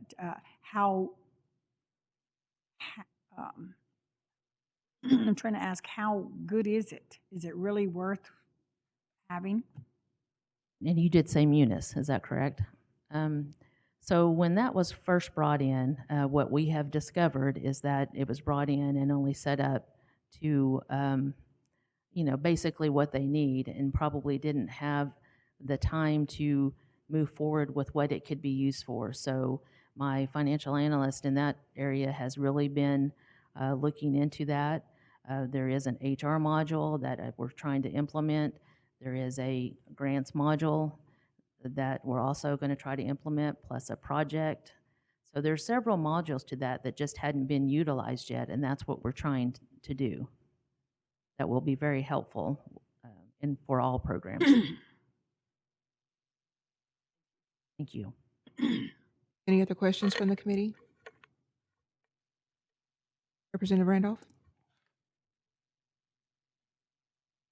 Thank you for everything, Ms. Killian. So your overall go-to, like when you're planning and doing all this, you want to see where we won't be in a predicament like this ever again, correct? Correct. And I'm glad for that. I know we've caught a lot of flack, you know, even people saying, well, you know, they haven't turned the budget, then you shouldn't approve, or I mean the audit, well, you shouldn't approve their budget. I was explaining to them we would have to shut the nation down, you know. Our services would come to a halt. So everything that you can do, and I support that, because I want us to be in a space to where we can be in compliance, stay in compliant, and our services will be safe. So thank you. Thank you. Any other questions? Representative Hicks? Thank you, Madam Chair. Ms. Patricia, thank you. I think I told you thank you the other night, but again, I just want to say thank you to you and your staff, knowing what you stepped into and taking it and moving forward with it. And as you stated, the long hours you and your staff have worked to get us a step further to where we need to be. I just want to say thank you, and I appreciate you and your staff. Thank you very much. Any other questions from the committee? Any questions from the representatives online? Madam Chair, I'd just like to make a statement. Representative Harjo, go ahead. Representative Harjo. You know, I appreciate all that you've done up to this point, Patricia. And I understand, you know, when you bring in new people, that new people have to be acclimated into tribal finances, because it's a little bit different than just regular financial that they may handle at some other firm or anything of that nature. But, you know, as long as they got the credentials supporting them, and well, then I'm pretty sure that, you know, that acclimation will be something they will eventually, you know, begin to understand, you know, because otherwise it's just finances. It's just understanding the rules and regs that go along with it, you know, on the tribal side. So again, you know, thank you for doing everything you've done up to this point. And I'm sure that, and I'm hoping, you know, for your sake, that you, you know, get some rest and hopefully have the strength and ability to go ahead and finish up on the others that you have to do, because I know that takes some long hours. And thank you, ma'am. Thank you, Madam Chair. Any other questions from the representatives online? Okay, hearing none, we're going to move on to the internal audit. I did increase this to actually include an additional position.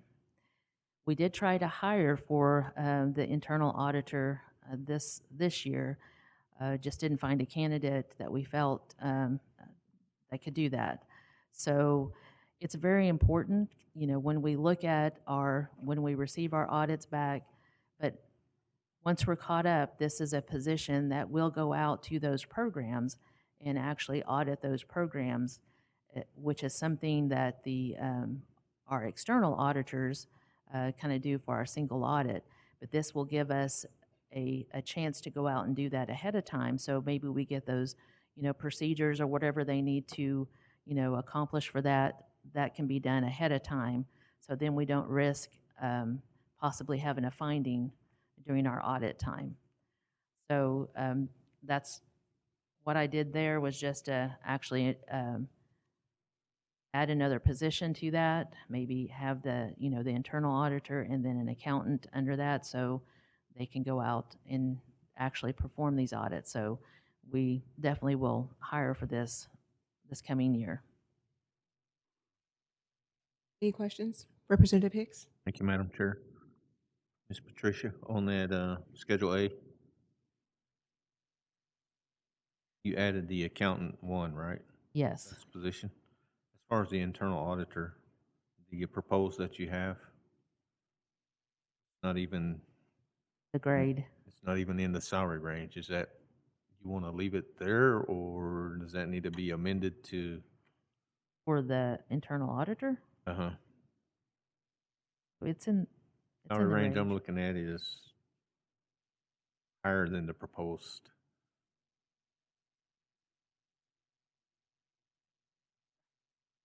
I do see that. We'll change that grade and salary range to reflect that. You want to leave it at 70? Yes. I think I should. I think, what was it? The reason I'm asking is, again, I mean,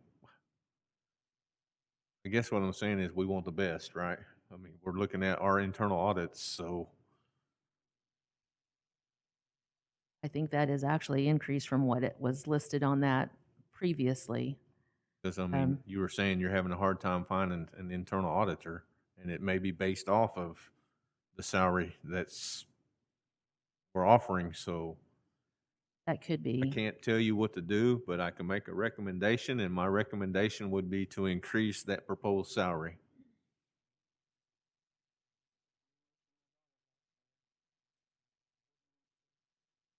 We do that on the floor, or does that need to be, does that need to come back?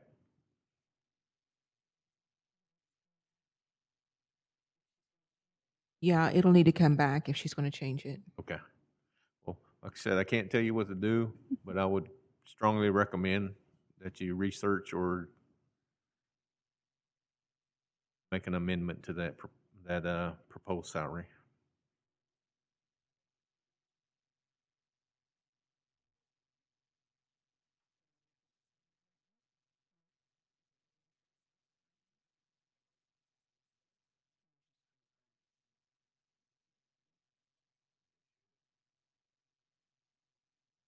So, Madam Chair, do we just need to make a motion on the one and have the other one come back, or? Motion on both Office of I think they're going to amend that proposed salary, though. We would like to possibly change that to the lower end of that range. The 92,435.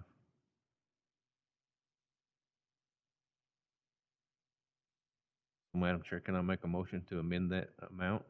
I'll get all the numbers from April. Yeah, I have it. We'll need to get all the numbers because it'll what? change everything. Oh, okay. I got you. So, you want to? You need all the totals for.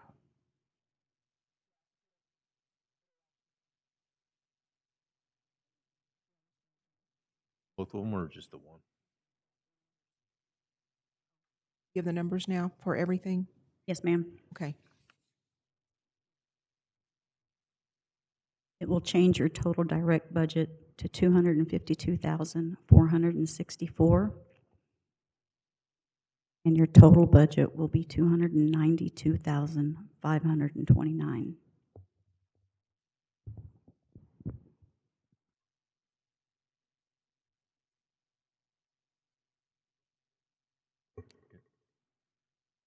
Madam Chair, I make a motion to approve the Office of Treasury and the internal audit budgets as presented with the amendment. Okay, we have a motion from Representative Hicks to approve the Office of the Treasury and internal audit, with the internal audit having changes as stated. We're going to go ahead and get that amended. You told us a while ago.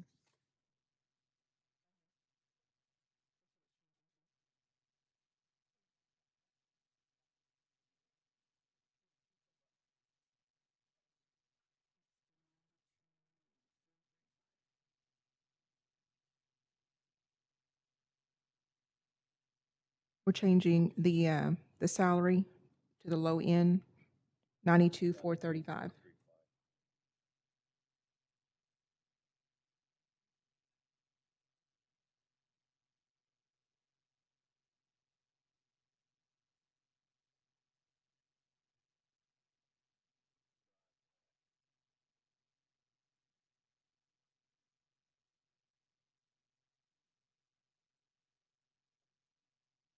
Okay. April, you have the changes? I got the changes. Second. We have a second from Representative Randolph. Is there any more discussion? Hearing none, roll call vote, please. Randall Hicks, Yes. Mark Randolph. Yes. Sandra Golden. No. Madam Chair, you got 2 in favor and 1 against. You have 2 in favor and 1 against. The budget for the Office of the Treasury and internal audit have been approved. Madam Chair, I think there was a request to move Jason Salzman up next, if that was possible. Okay, we're actually going to take a break right now. Okay. We're going to take a 5-minute break, and we'll come right back.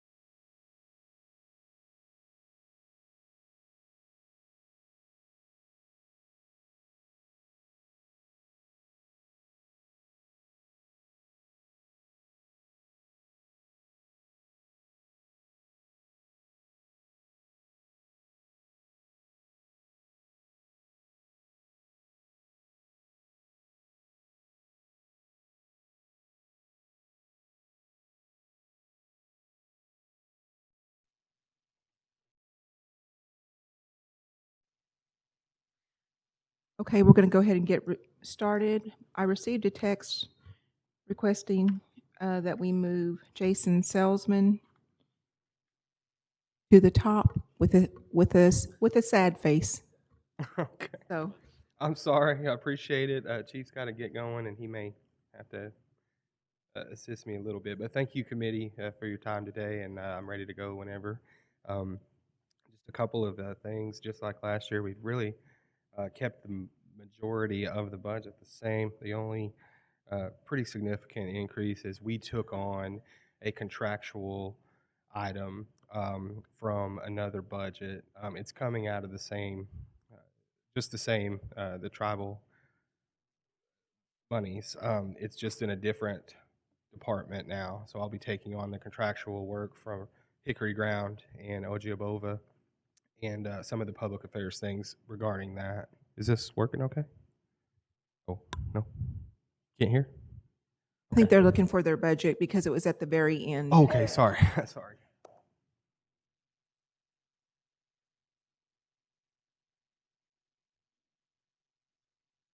Okay. Everybody ready? Okay. Are you ready now? Okay, good. No, like I said, we had a $300,000 increase in one line item, and that's very jarring when you see it. But it came from another budget. It's having to do with public affairs work and contractual work regarding the Hickory Ground situation and subcontracts from that. That's our highest increase. Also, we have the 10% in, or the 4% based for the evaluations of the employees, which I've already completed all of those. And we have the 6 additional days again for the indirect costs. And then we had a review of my title and salary that has been adjusted due to my position. So with that, I'll open it up for any questions from the committee. Thank you, Madam Chair. Is there any questions regarding this budget? Representative Golden? Yes, thank you. Mr. Salzman, you have 60,000 for sponsorships and donations, purchasing. What does that include and what for? So I don't know if do you have your justifications in there, Ms. Golden, on the? I was looking at it, but that's just what it says. Okay. Oh, I'm wondering, it's in other people's budgets, so I'm Right. wondering why it's in your budget. Sponsorships, line items, things like that. The sponsorship line item includes various, camps, things put on, tournaments, golf tournaments, Swing for Education, various things that the office spends money on to offer support to these things, various fundraisers, tables at galas or anything like that that we may need. And a lot of those things are to a catch-all for the departments. A lot of the departments that are grant funded don't have the ability to have line items of things for sponsorships and whatnot. And so we sort of have that catch-all for different departments that might need to be visible at those kinds of events or anything that they might want to sponsor. So we keep that at that amount. And is that upon request, or is that something that you just do, no supervision? Yes, we keep an amount there, and if they have to come request it, we make sure that there's enough and it's budgeted. And that's about, from the last few years, about where we estimate that it usually falls. So a great example is sometimes things come up throughout the year that we didn't anticipate, like the Reservation Dogs premiere. They decide to have that at River Spirit.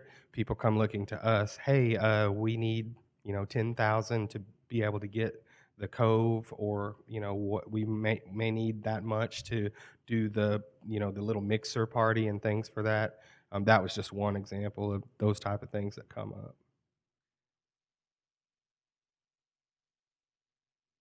Any other questions? Representative Hicks? Thank you, Madam Chair. Just some clarification, sir. Yes. You have this, do you have this with you? Yes. Yes, I do. Look at the last page.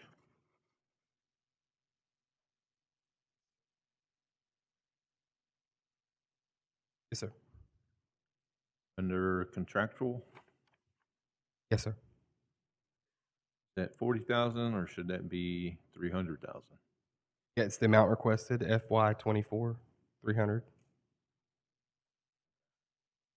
At 40,000, so Sir? showing 40,000, that's why I was asking. Have the right one? Okay.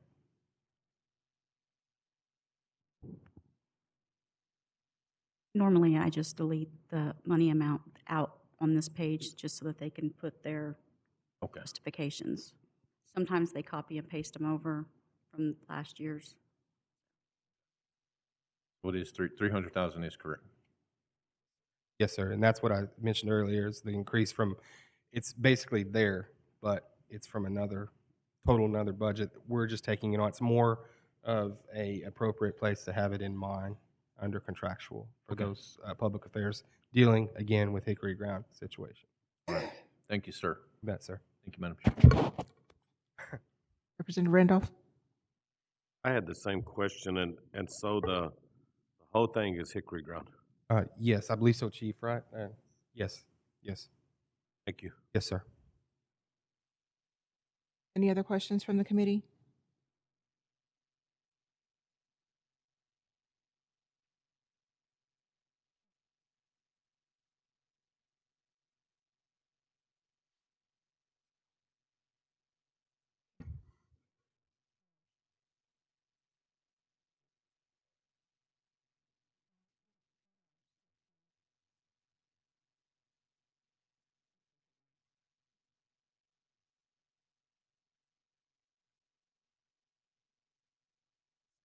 Is there any questions from the representatives online?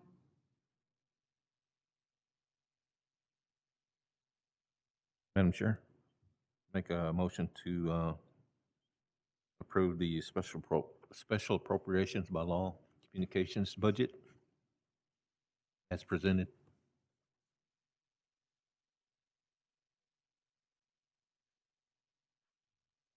We have a motion from Representative Hicks to approve the special appropriations by law, the communications budget. I have a second. Hold on.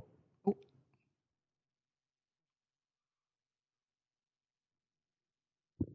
The special appropriations is completely separate. just communications. Communications, I'm sorry. I'm in my motion to approve the communications department budget as presented. Okay, Representative Hicks made a motion to approve the communications budget. We had a second from Representative Randolph. Any discussion? Hearing none, roll call vote, please. Randall Hicks, Yes. Mark Randolph, Yes. Sandra Golden. No. Madam Chair, you got 2 in favor and 1 against. You have 2 in favor and 1 against. Thank you, The Committee. communications Thank you. budget has been approved. On to the Department of Administration.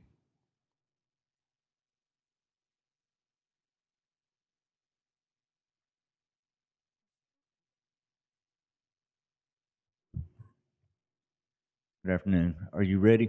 I guess. I broke my glasses on the way here, so I'm going to try to do the best I can with this. It's kind of funny, but there was an increase in my budget. It increased, I think, $85,944, and the biggest increase to that is my salaries. I'm wanting to add a customer service representative up to the front of the McCombs building. That way they can direct people to where the citizenship office is, election board, realty, and other offices in there. And try to get our mapping up to date so that we can help our citizens find the locations where, whether it's the safe space, the new DHS building that we purchased, and PRC, other areas around. And one of the other bigger increases to my budget was to my supplies, and that was for new computers. They're around $3,480, I think, something like that. We don't need any monitors because we already have those, but if I do get a customer service specialist, then I will need that. Those are the biggest changes that I have to my budget. Is there any questions for Shane regarding his budget? Representative Hicks? Representative Golden? Yes, so the salary increase for the tribal administrator, is that the 4%? There've already been a performance evaluation? The 4% will be only for the staff below that the tribal administrator. The tribal administrator was set by the chief's office, but that is a proposed salary, and we will go off of my evaluation.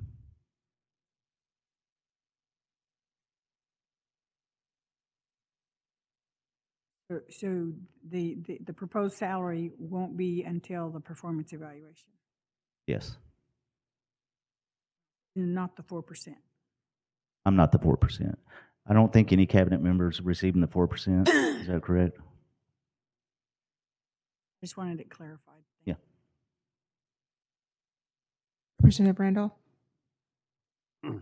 Hullaby, I like the name, this customer service specialist. And this will be someone that just directs people, make sure human answers the phone and all that. Yeah. Wonderful, thank you. Any other questions? Representative Hicks? Thank you, Madam Chair. It's probably not a question for Mr. Hullaby, but again, I'm just curious. We keep talking about the 4%, and that could range anywhere from 1 to 4 for employees. And then our tribal administrators are getting a pay increase as well. So my question is, when is their raises going to kick in? Once the budget is approved, is it automatically going to kick in? Or, I mean, October, theirs kicks in?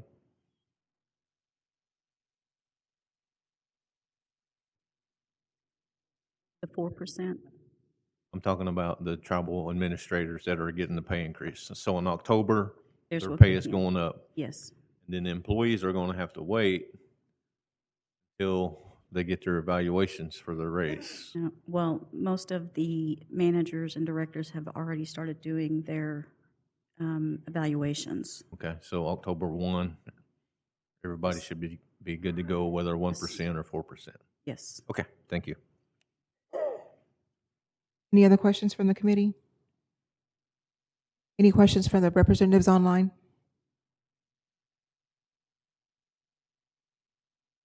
Okay, there's no questions.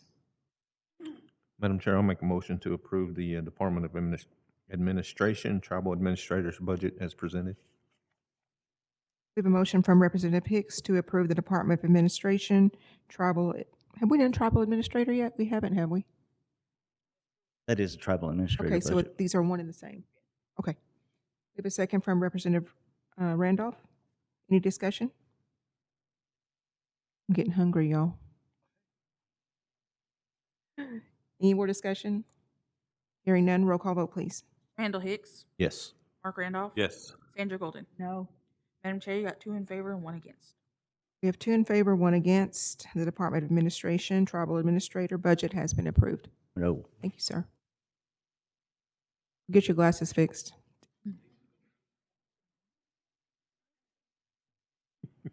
Okay, we have independent agencies. We have the Tax Commission.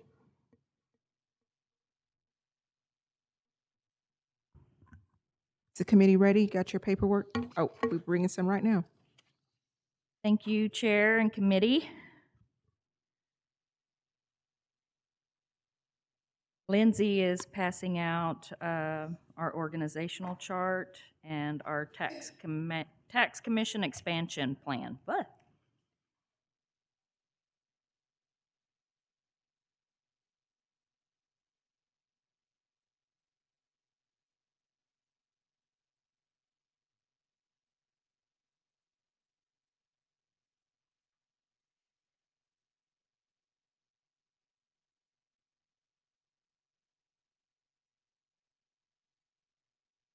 okay, you ready?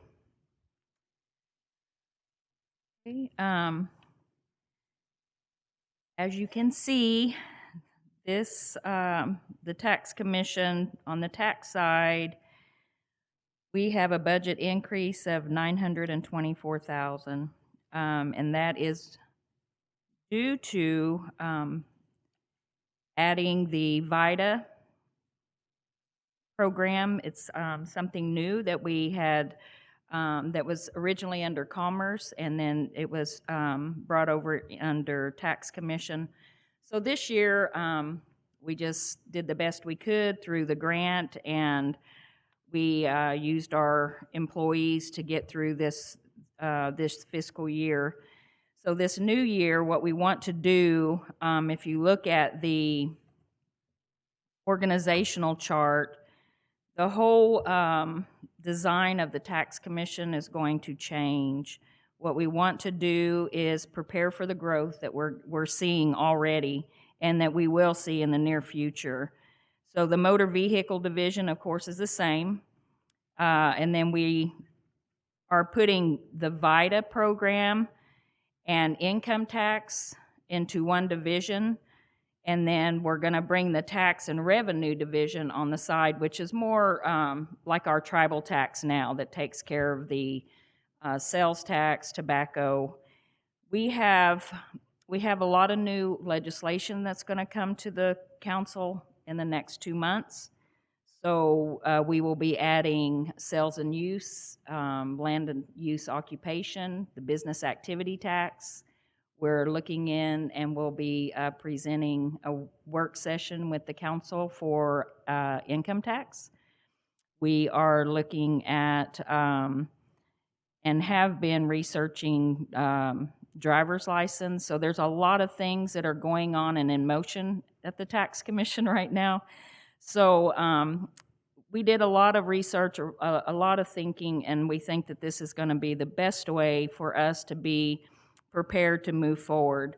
And so with that organizational chart, that's why we wanted to do just a brief expansion plan with you, just to kind of give you an overview of what we're planning to do and what the departments what roles they'll play, and how it will kind of divide the work duties of the directors and managers and supervisors.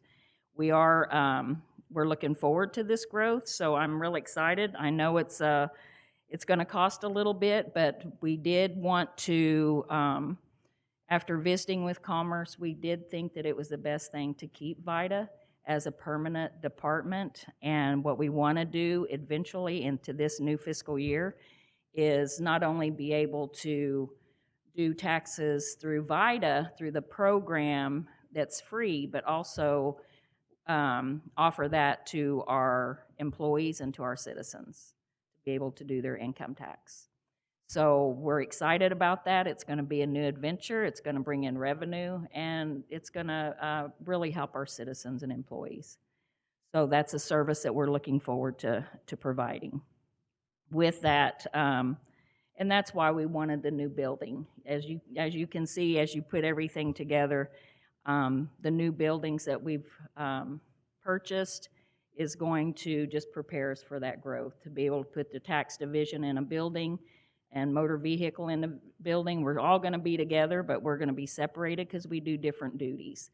So the salaries, of course, went up. We added, because we had to add the VITA director, the manager, 2 tax preparers, and then we want to get an income tax revenue agent. We also want to get an IT tech, and that's very important for us as we move forward, because we do have our own motor vehicle program, and we're developing a tribal tax program that'll be similar to the way our tribal tag works. So we're looking into expanding so that we'll have everything right there. Nothing will stop the progress of working and have everything there. Another thing that you'll see is in contractual, and we would like to add a tax attorney.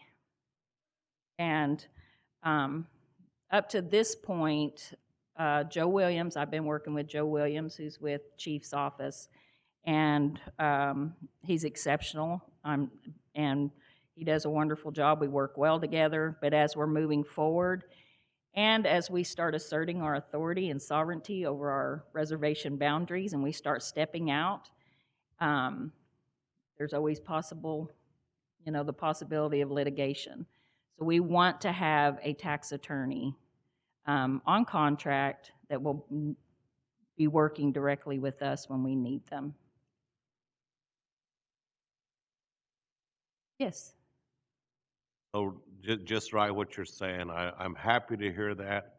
I hope we step out. I really hope that we exercise our sovereignty and stand our ground. So, and we will need a tax attorney. So to me, that's kind of like our confirmation. Let's do this. Let's see something done. Thank you. Thank you. Are you ready for questions? Yes. Representative Randolph?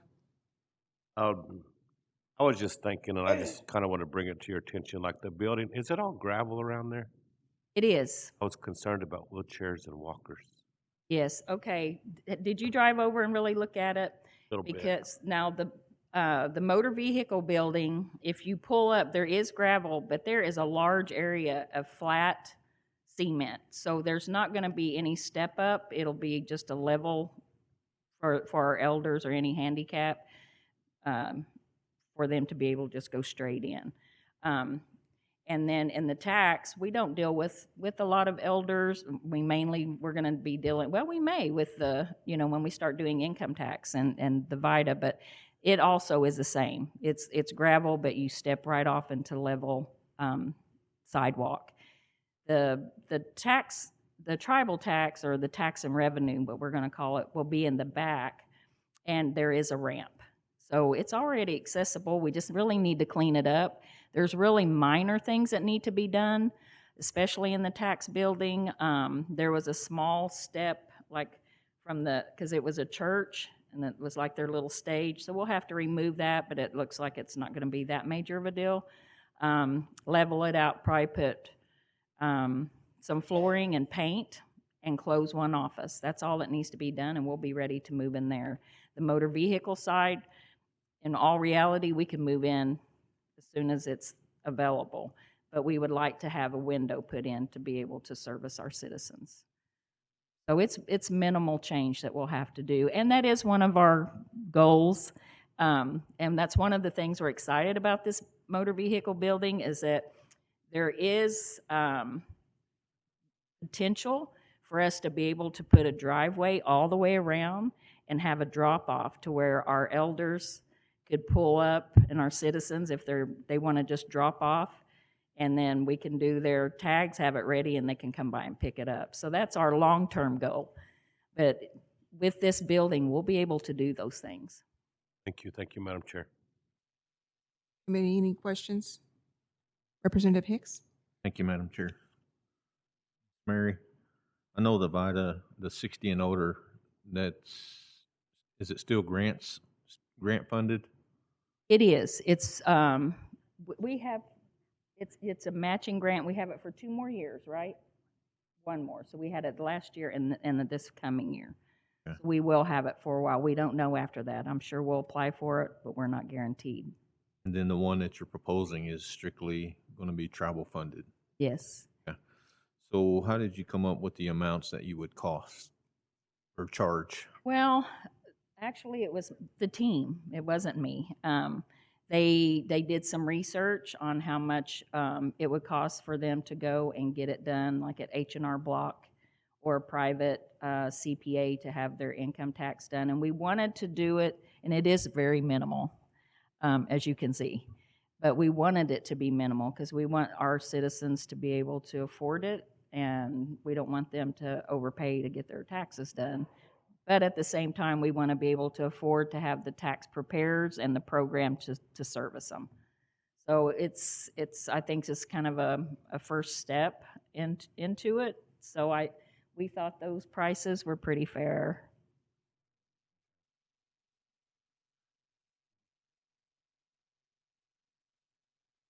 All right. You think we need to charge more?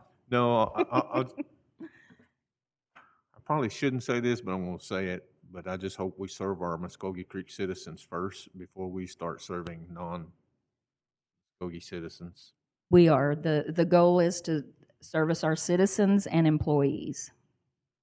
And then as we grow and we get, firm on our feet and we know how to run the business, maybe then we can. But for now, it's just for our citizens and employees. Yeah.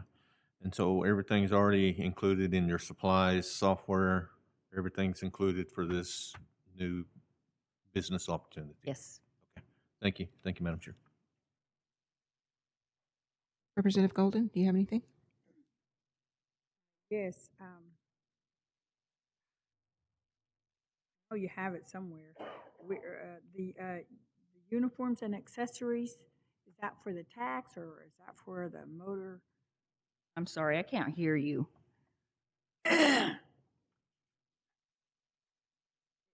On the other, where you get to contractual, there's uniforms and accessories. Is that for your motor vehicles people to wear uniforms? $4,000. We have, yes. Yeah. We started on Fridays, we let them dress casual, but we didn't want them just wearing any kind of T-shirt or any, we wanted them to look professional because we do see citizens all day long. So we had little tax commission shirts made for them for all of us to wear, just a top.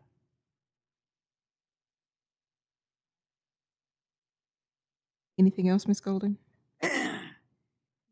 So what is it going to be a brand? Is it going to be the seal? Is it going to be? It's got the seal and it's got Muskogee Creek Tax Commission. And you said that you were going to contract with a tax attorney. Mm-hmm. Okay, so where's that? I keep missing. It's under contractual. It's under legal services. It's $50,000, which I think is very, very, actually very low, but it's a good step forward. Those together, then probably.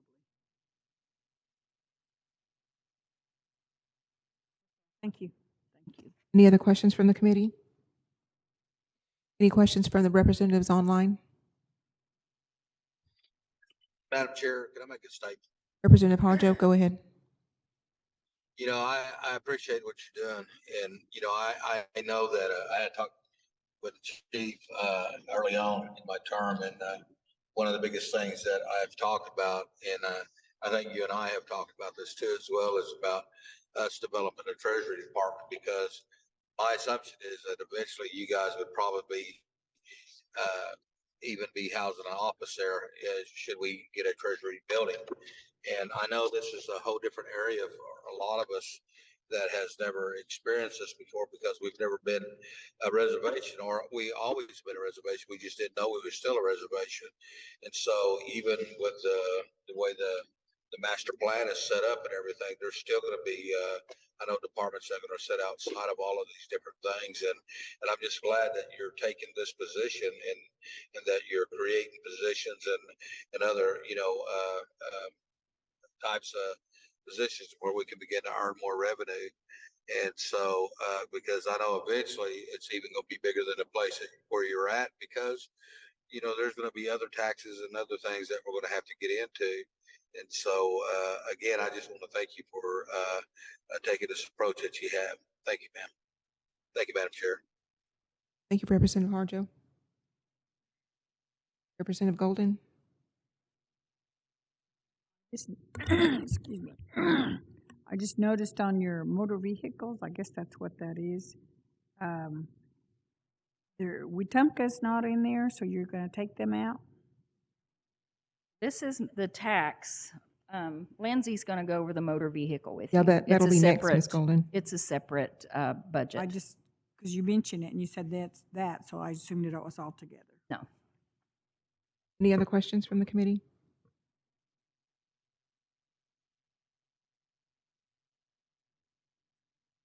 Thank you. Madam Chair, I make a motion to approve the tax commission budget as presented. We have a motion from Representative Hicks to approve the tax commission budget as presented. We have a second from Representative Randolph. Any discussion? Roll call vote, please. Randall Hicks, Yes. Mark Randolph. Yes. Sandra Golden. No. Madam Chair, you got 2 in favor and 1 against. We have 2 in favor and 1 against. The tax commission budget has been approved. Next item is the Office of Motor Vehicle. Madam Chair, I'd like to let you guys know that there has been a correction made on this budget, so we need to change your bottom totals. For the Office of Motor Vehicle. Yes, ma'am. Does everybody have their paperwork in front of them? Okay, the bottom total is going to be $2,086,167. That's going to be 2086167. The indirect cost is going to be 230949, and the total budget amount will be 2306117.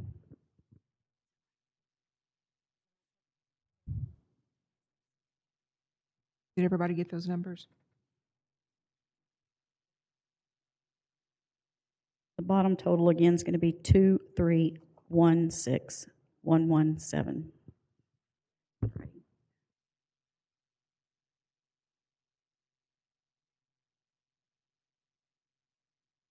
Hey, is everybody ready for the presentation? Okay, Ms. Lindsay, go Okay, ahead. To better understand that amendment, in the salaries that they had for the Schedule A, the raises were included plus the additional 4% at the bottom. So we just took those raises out and just only added the 4% at the bottom, which was like 42,000 dispersed according to the evaluations. So that's what that change was. Our budget has went up just a little bit because we are planning on adding a new office location in Muskogee. We did find an office that we like. We are in the process of getting the lease approved. It's actually about 2 miles east of our casino, so it's South Muskogee, which is easily accessible for like our citizens that reside in Shakota, Eufaula, Muskogee, and Tahlequah areas. So that is why the increase. We added a supervisor for Muskogee. We added a motor vehicle revenue agent for Muskogee. Other increases are just kind of coinciding with the adding the additional office. The supplies went up 20,000. Our equipment went up, and then our motor vehicle plates, because we actually had to do a budget mod to add more in there this year.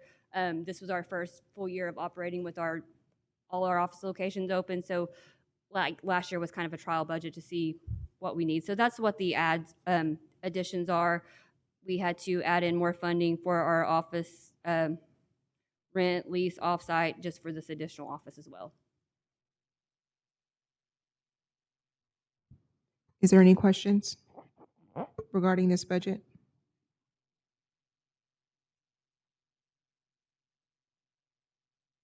Representative Golden?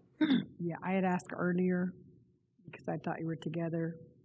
I don't see Wetumpka on here, so you're taking it out? No. So we go to Wetumpka 1 day a week. We have our same, it's our, so if you'll look on the organizational chart, we have a revenue agent / SRO senior agent. She's the one who travels to Wetumpka weekly, and that will continue. And also, I mean, if we see an additional need, we can do it another day during the week too.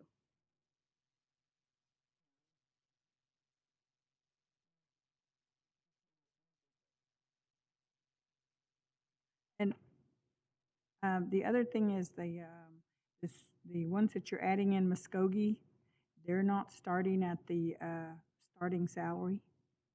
They're higher. Starting higher if they're new positions. The new positions for Muskogee are, no, we should have, they should not be starting higher. Supervisor starts at 4373. And it says range up to 52. Okay, so yes, we're starting at them at the range that we started all of our other supervisors for our other locations. And that's what our revenue agent, that's what the starting rate that we normally do for a revenue agent.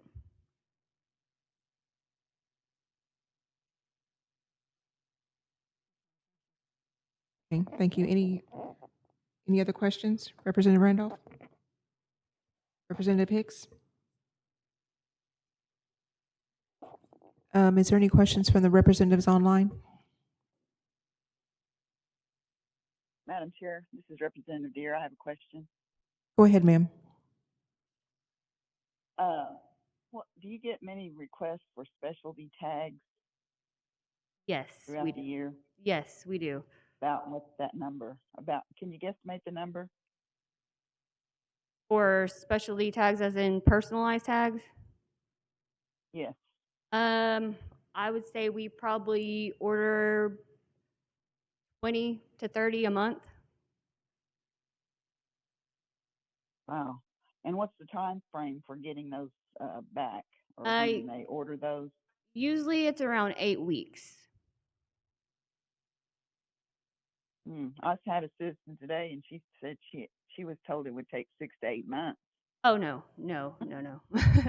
It doesn't take quite that long. That's the longest? Yes. We usually tell them. That's the longest? We usually tell them 6 to 8 weeks. Okay. Okay. All right. Thank you. Thank you, Madam Chair. Thank you, Representative Deere. So I have a question off of that. Is there any plans in the future for us to make our own tags? So, yes, we actually have met with our reintegration program, and they have talked about trying to get the equipment and just make them from there. So, I mean, that would be wonderful because the turnaround time would be a lot quicker Sure. and everything else. So, but yes, we have met with them a couple of times about this. So it's just if they plan to move forward with it. Thank you. Any other questions? Representative Hicks? Thank you. Just curious, just looking at this, Cindy Edwards is the director? Yes. Where is she today? I'm usually the one who proposed the motor vehicle just because we were adding the new office location. Just because we were adding the new office location and expanding, so they wanted me to propose it. I was just curious where she was. I mean, she's the director, so I didn't know why she wasn't presenting her budget. And it would give me an opportunity to see who Cindy Edwards was. Director. All right, thank you. Any more questions? Madam Chair, I make a motion to approve the budget for the Office of Motor Vehicle. We have a motion from Representative Randolph to approve the budget for the Office of Motor Vehicle. Second. We have a second from Representative Hicks. Any discussion? Hearing none, roll call vote, please. Mark Randolph. Yes. Sandra Golden. No. Randall Hicks. Yes. Madam Chair, you got 2 in favor and 1 against. We have 2 in favor, 1 against. The budget for the Office of Motor Vehicle has been approved. I just want to say something real quick. Ms. Mashunkashay, I appreciate you and your forward thinking. I think you've done a lot in the short amount of time that you've been with this, and I appreciate that. Thank you. Now on to the Light Horse Explorer Post. The Light Horse and Light Horse Explorer Post.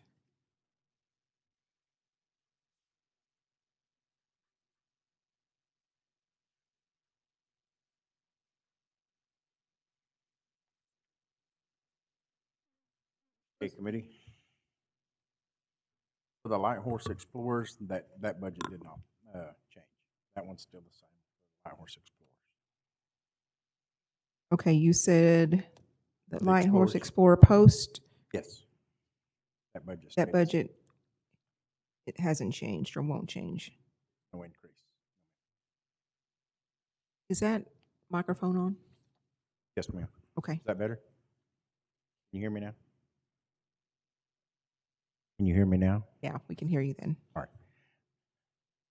That line did not change. It didn't increase for the Explorers. Okay. Do we have it?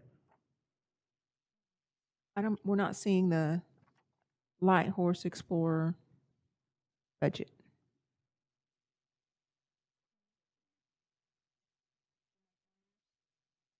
I don't have, I just have the Light Horse.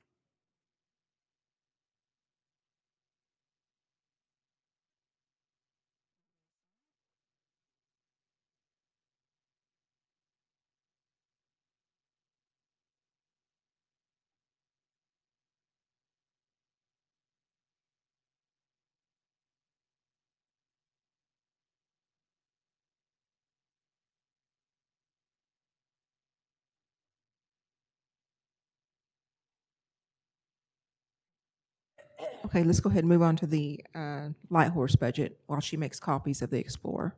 Yes, ma'am. For the Light Horse budget, you see we did have a significant budget increase there, and that is for salaries and fringe and our indirect costs. Salaries, it increased due to the fact we had increased more officers. They in turn needed more uniforms. We had to outfit them, so therefore the fringe also grew. And then our indirect cost is like our fuels and things of that nature that they were required to operate. You said the indirect cost as well? Yes.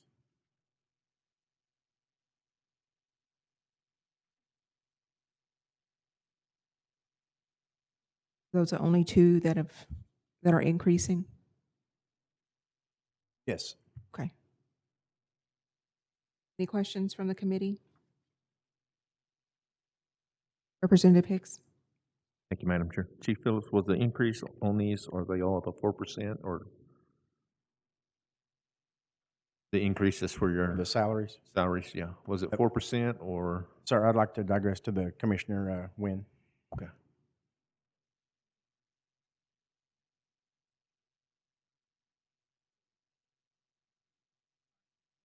Mr. Wynn. Mr. Wynn. Mr. Wynn. I'm not very good at explaining.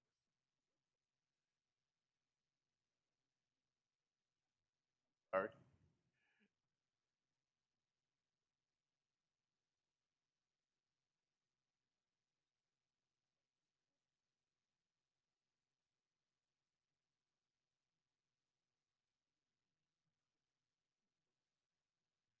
Sorry about that. Just needed clarification. So the administration, the leadership is only increased by 4%, whereas the officers on the ground, the K-9 patrol, all those were increased by 10% to bring them up to competitive level, to hopefully maintain them and maintain them as officers with this department. Okay. I was just curious because on yours, it doesn't have the 4% increase. We were trying to bring Light Horse Department to a certain level, then start making increases year after year based upon the evaluations that they receive afterwards. Okay. All right. I just wanted to make sure that you weren't doing the 4% like everybody else. No, sir. No, Okay. sir. That's what I was trying to get. Any other questions from the committee regarding the Light Horse budget? Representative Golden? I know I sit in on some of this when you guys are working with the commission.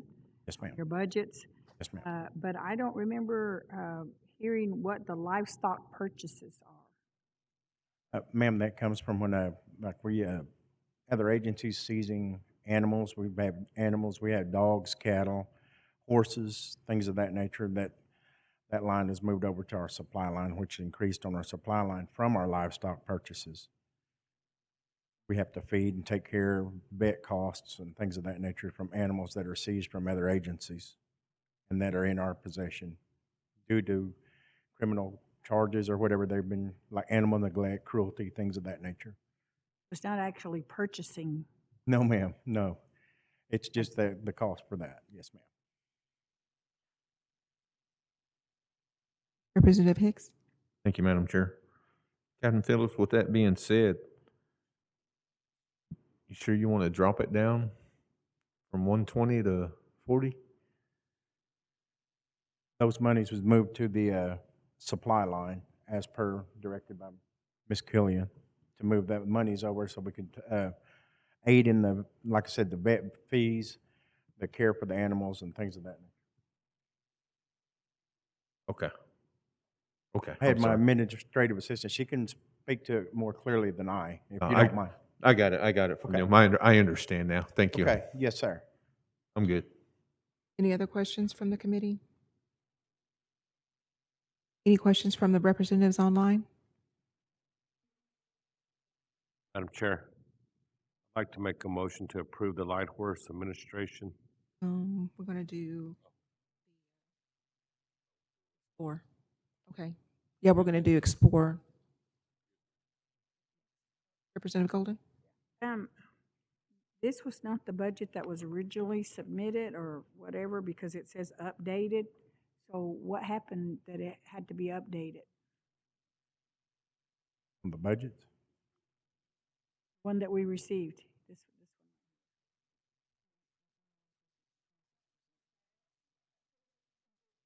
This one didn't have to be updated?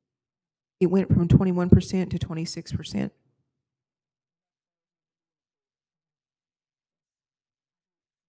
Yeah, I think we answered the question. We answered the question. Okay. There's not any other questions regarding the Light Horse budget. We're going to move on to the Explorer budget. Okay, we're ready for the Explorer budget. We've got a copy of it now.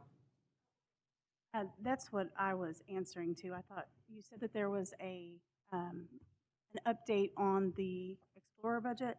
The Explorer budget has remained the same since last year.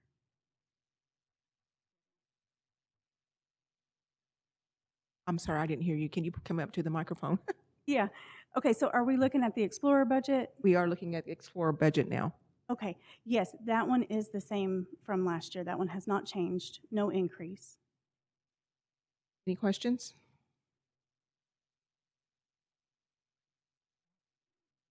Madam Chair, I'd like to make a motion to approve the Light Horse and the Light Horse Explorer Post budgets. We have a motion from Representative Randolph to approve the Light Horse and Light Horse Explorer post budget. Second. We have a second from Representative Hicks. Any more discussion? Hearing none, roll call vote, please. Mark Randolph. Yes. Sandra Golden. No. Randall Hicks. Yes. Madam Chair, you got 2 in favor and 1 against. We have 2 in favor, 1 against. The Light Horse and Light Horse Explorer post budgets have been approved.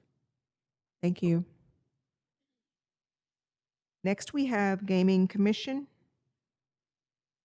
and OPG.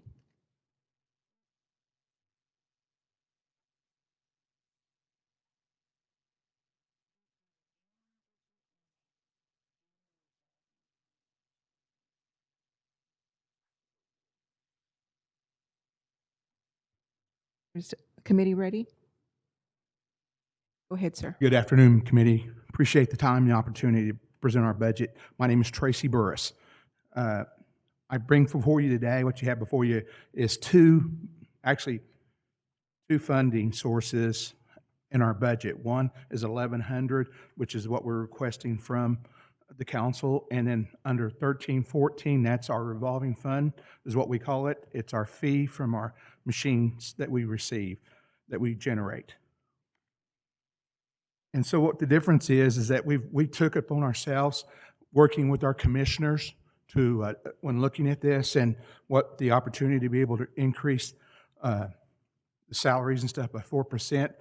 We did do that overall, but what we did do was frontline people, the commissioners wanted to give them 5%, and our supervisors, managers, and directors 3%. So we're trying to do that more because our frontline people are our 7 days a week, 24 hours a day on call. We all are, but those are more likely to do it, mostly on weekends, holidays, and we rotate those shifts to accommodate the gaming operations and monitor those under our purview. So that's what we bring before you, and that's what we're attempting to do on a daily basis on behalf of the gaming operations.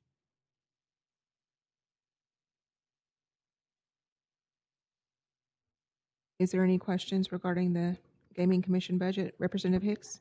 Thank you, Madam Chair. I don't have a question, but Mr. Burris, I want to say kudos to you. I believe you're the first one to come down and actually say most of the raises went to the frontline employees. And I just want to say I appreciate that, because a lot of times it is our frontline employees that do most of the work and get left out. So commend you for doing that, sir. Thank you. Well, myself and the commissioners, I got to give credit to the commissioners. Any other questions for Mr. Burris?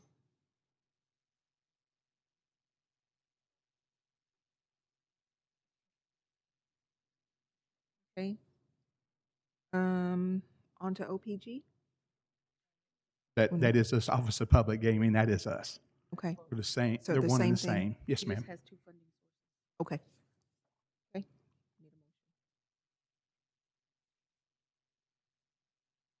Madam Chair, I'll make a motion to approve the Gaming Commission and OPG budgets as Go ahead.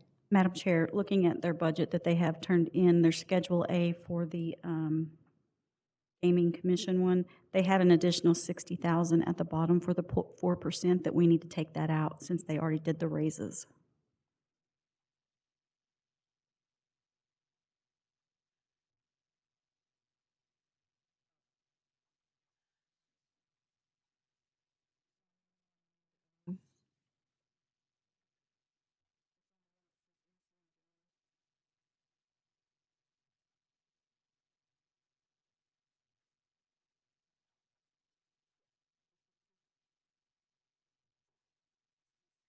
What will the number be? What will the number be without the 60,000 plus?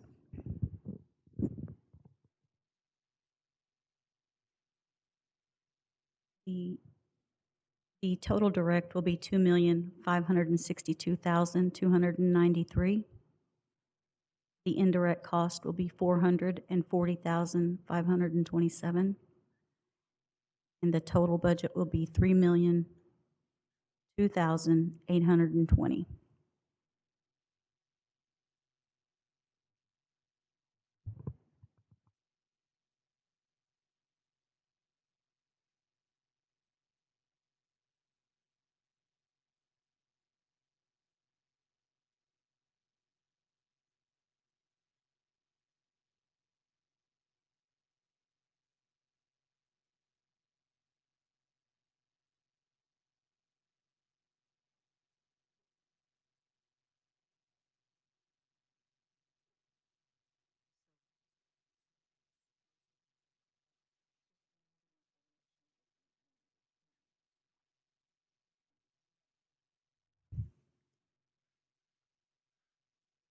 Thank you, Representative Hicks. Clarity. Madam Chair.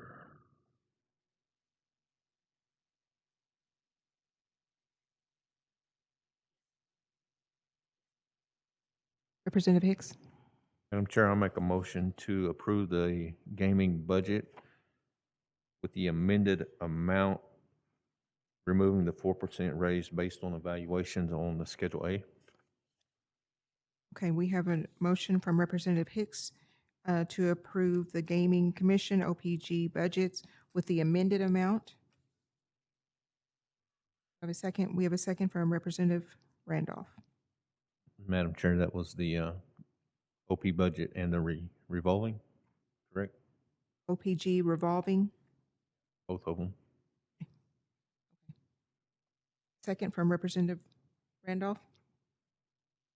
Any more discussion on this?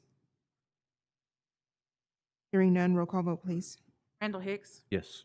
Mark Randolph. Yes. Sandra Golden. No. Madam Chair, you got two in favor and one against. We have two in favor and one against. The Gaming Commission OPG budget has been approved. Thank you, committee. Appreciate it. Thank you, sir. Thanks for hanging in there. Next item on the agenda is the Light Horse Police Commission. Good evening. My name is William Wind. I'm one of the current commissioners of the Light Horse Police Commission. And as you see standing before you is our budget, which increased a little over $66,000. However, we did come down on our personnel salary fund from last year. We did add Kathy Guthrie to our staff as well, which helped us revitalize our budget processing as well as payments and services along those lines. With that, you also see an increase in our travel budget because we're hoping to attend and get more information from other commissioners at the National Native American Law Enforcement Association, Federal Law Enforcement Training Center in FLETC, in Artesia, New Mexico, and hopefully garner more relationships with those to bring that information back to us and share with the Light Horse Administration executive leadership. Also, we also have added a telephone. Most the other, we do not have any cell phones or communications other than our personal phones, as well as We have increased our supplies because we have to print out and everything along those lines. Our printer, computers for Kathy as well, who's our, again, our administrative personnel. And also one other one I just want to bring up is our building and operations maintenance, which was not in there previously. We're still in the process of trying to find a permanent location so we can meet regularly as well as maintain our files as well as any of our minutes and anything else that we may have to maintain. Is there any questions for Mr. Nguyen regarding this budget?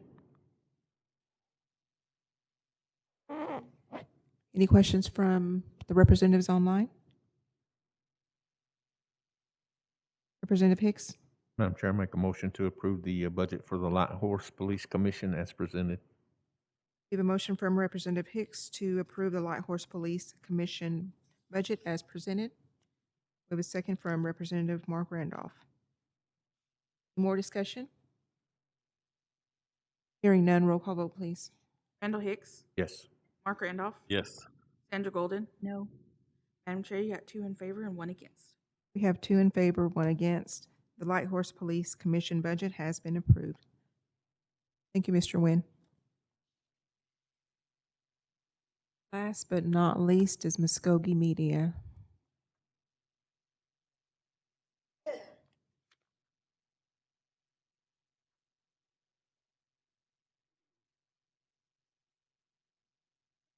Good evening, thank you. We're presenting our budget with some slight increases this year. We have the increase in salaries, and then a slight increase for our supplies. To put it back out of the line item that we normally would have it, last year we had to take some money from our supplies in order to pay our printing costs. And so this year we're trying to put that money back to that line item.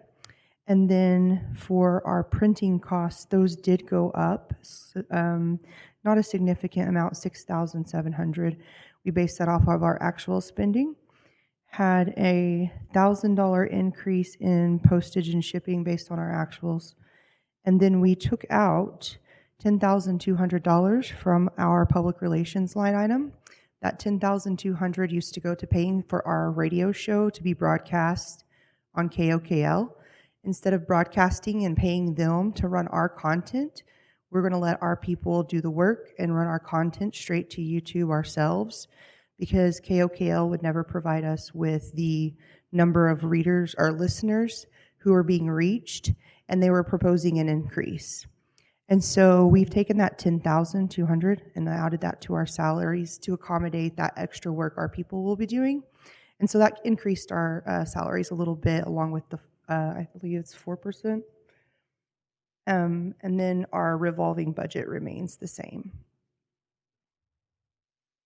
I did want to brag on that revolving budget team that are working on our merchandising and sales. They had a pretty good increase in the sales this year. So we were, I think our revenue came in just for the store alone was over $120,000 this year. We were able to buy a banner printer with some of that revenue. So, is there any questions regarding this budget? Any questions from representatives online? Make a motion, Madam Chair, to approve the budget for the Muskogee Media. We have a motion to approve the budget for Muskogee Media by Representative Randolph. Second. We have a second from Representative Hicks. Any more discussion regarding this? Hearing none, roll call vote, please. Mark Randolph. Yes. Sandra Golden. No. Randall Hicks. Yes. Madam Chair, you got 2 in favor and 1 against. We have 2 in favor, 1 against. The budget for Muskogee Media has been approved. thank you, Chairman. Thank you, ma'am. These are by law.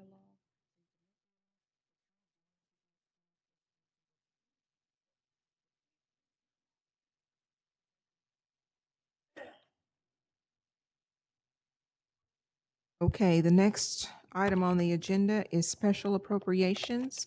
We have Ms. Killian at the podium. So let's see here. You just want me to read like what each one Or are you going to approve Yeah. by individual or as a whole? Let's do this. If you'll just go through them real quickly, and then if there are any questions regarding one, and then we'll approve as a whole.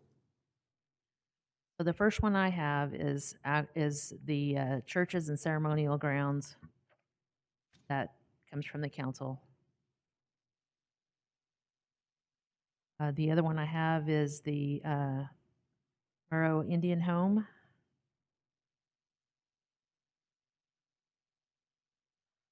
The next one is the Spring Celebration.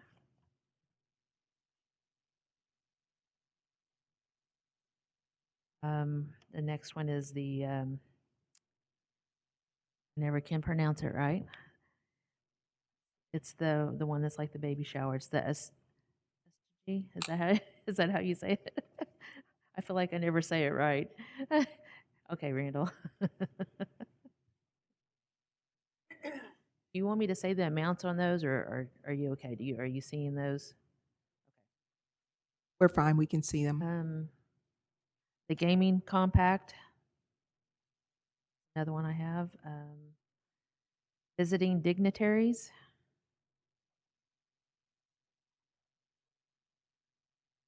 Employee Protection Act.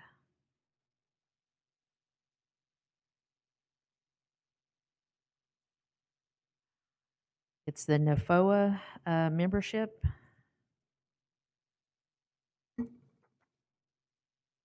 I do have a question. NAFOA, what is that? Native American Finance Officers. They pay it's the membership for that. Okay.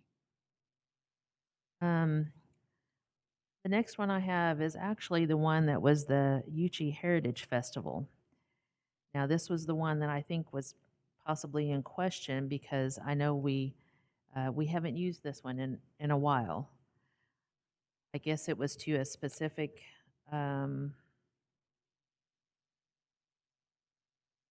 group that might have put that on. So I know there was a different appropriation not too long ago for something to do with the Yuchi Heritage Festival.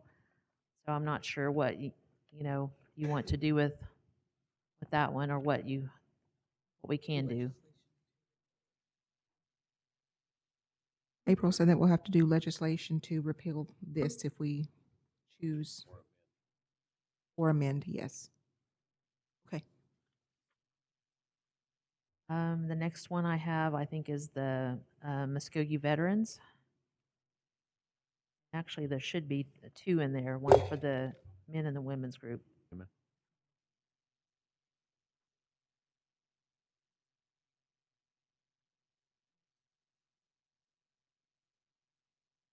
Then I have the Council Oak ceremony.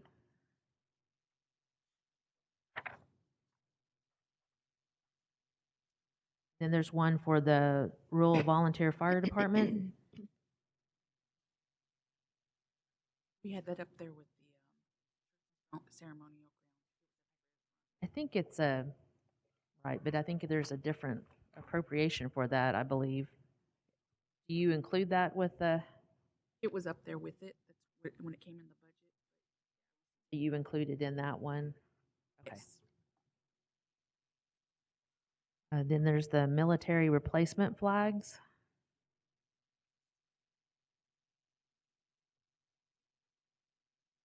And then I have the Indian Health Services.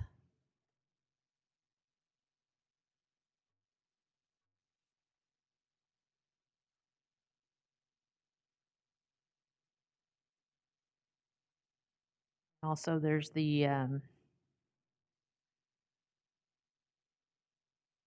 annual calendars.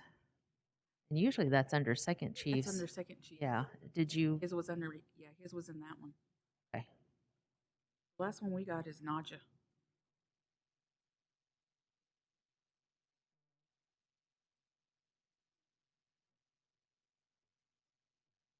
That's all I have, unless there's any other special appropriations that you know of that should be included. Representative Randolph?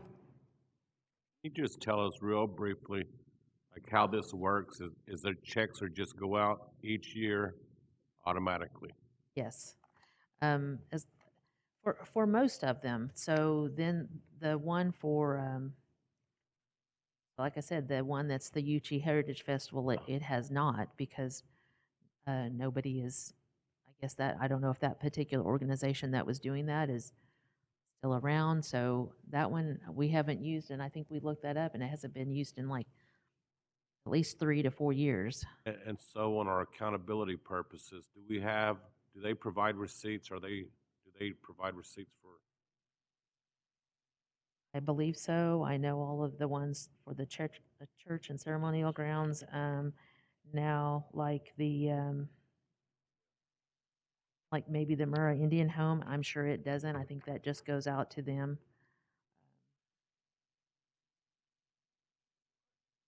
Like spring celebration, they develop a budget for that, and then everything's paid through there because that's actually, a program. Usually, youth services, I think, does that, and then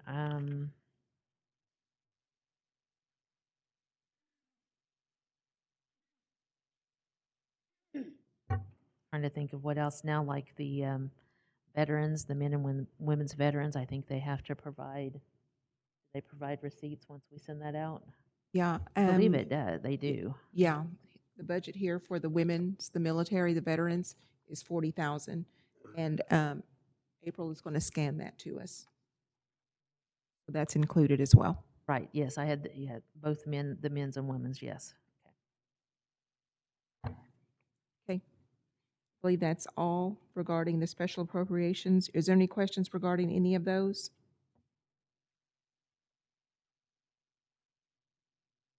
Representative Golden? Yes, thank you. The The one, the Indian Health Services, yes, I think that's the one that they provide the Is that the one for the sewer sanitation? sewers, yes. Sewer sanitation. Like they can apply, I guess citizens can apply through them. Any other questions, Representative Golden? Committee?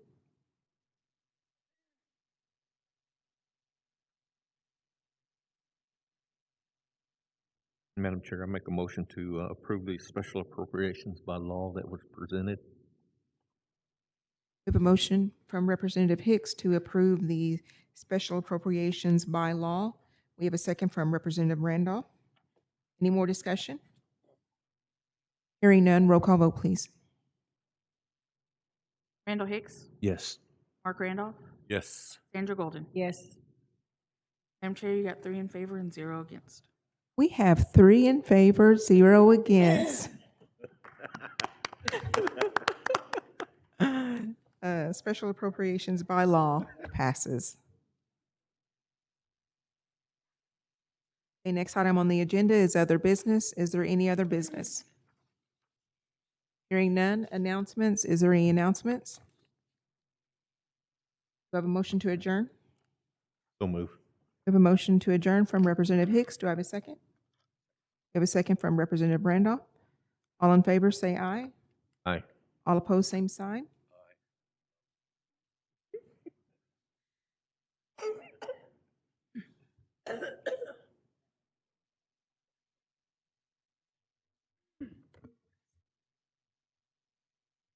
Okay. We are adjourned at 5:41. And Representative Hicks, if you'll provide the benediction, I appreciate it. Thank you.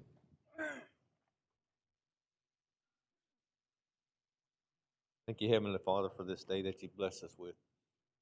Lord, we just thank you for letting us do the business of the nation, letting us do what we feel like is best for the nation and our citizens. I ask that you bless the people that endured this with us, that are still here, and let us each have a safe journey home. I ask that you just keep every one of us and all of our tribal citizens loving care, and also be with each and every one of us. In Jesus' name, amen. Thank you, Representative Hicks. We're adjourned at 5:40.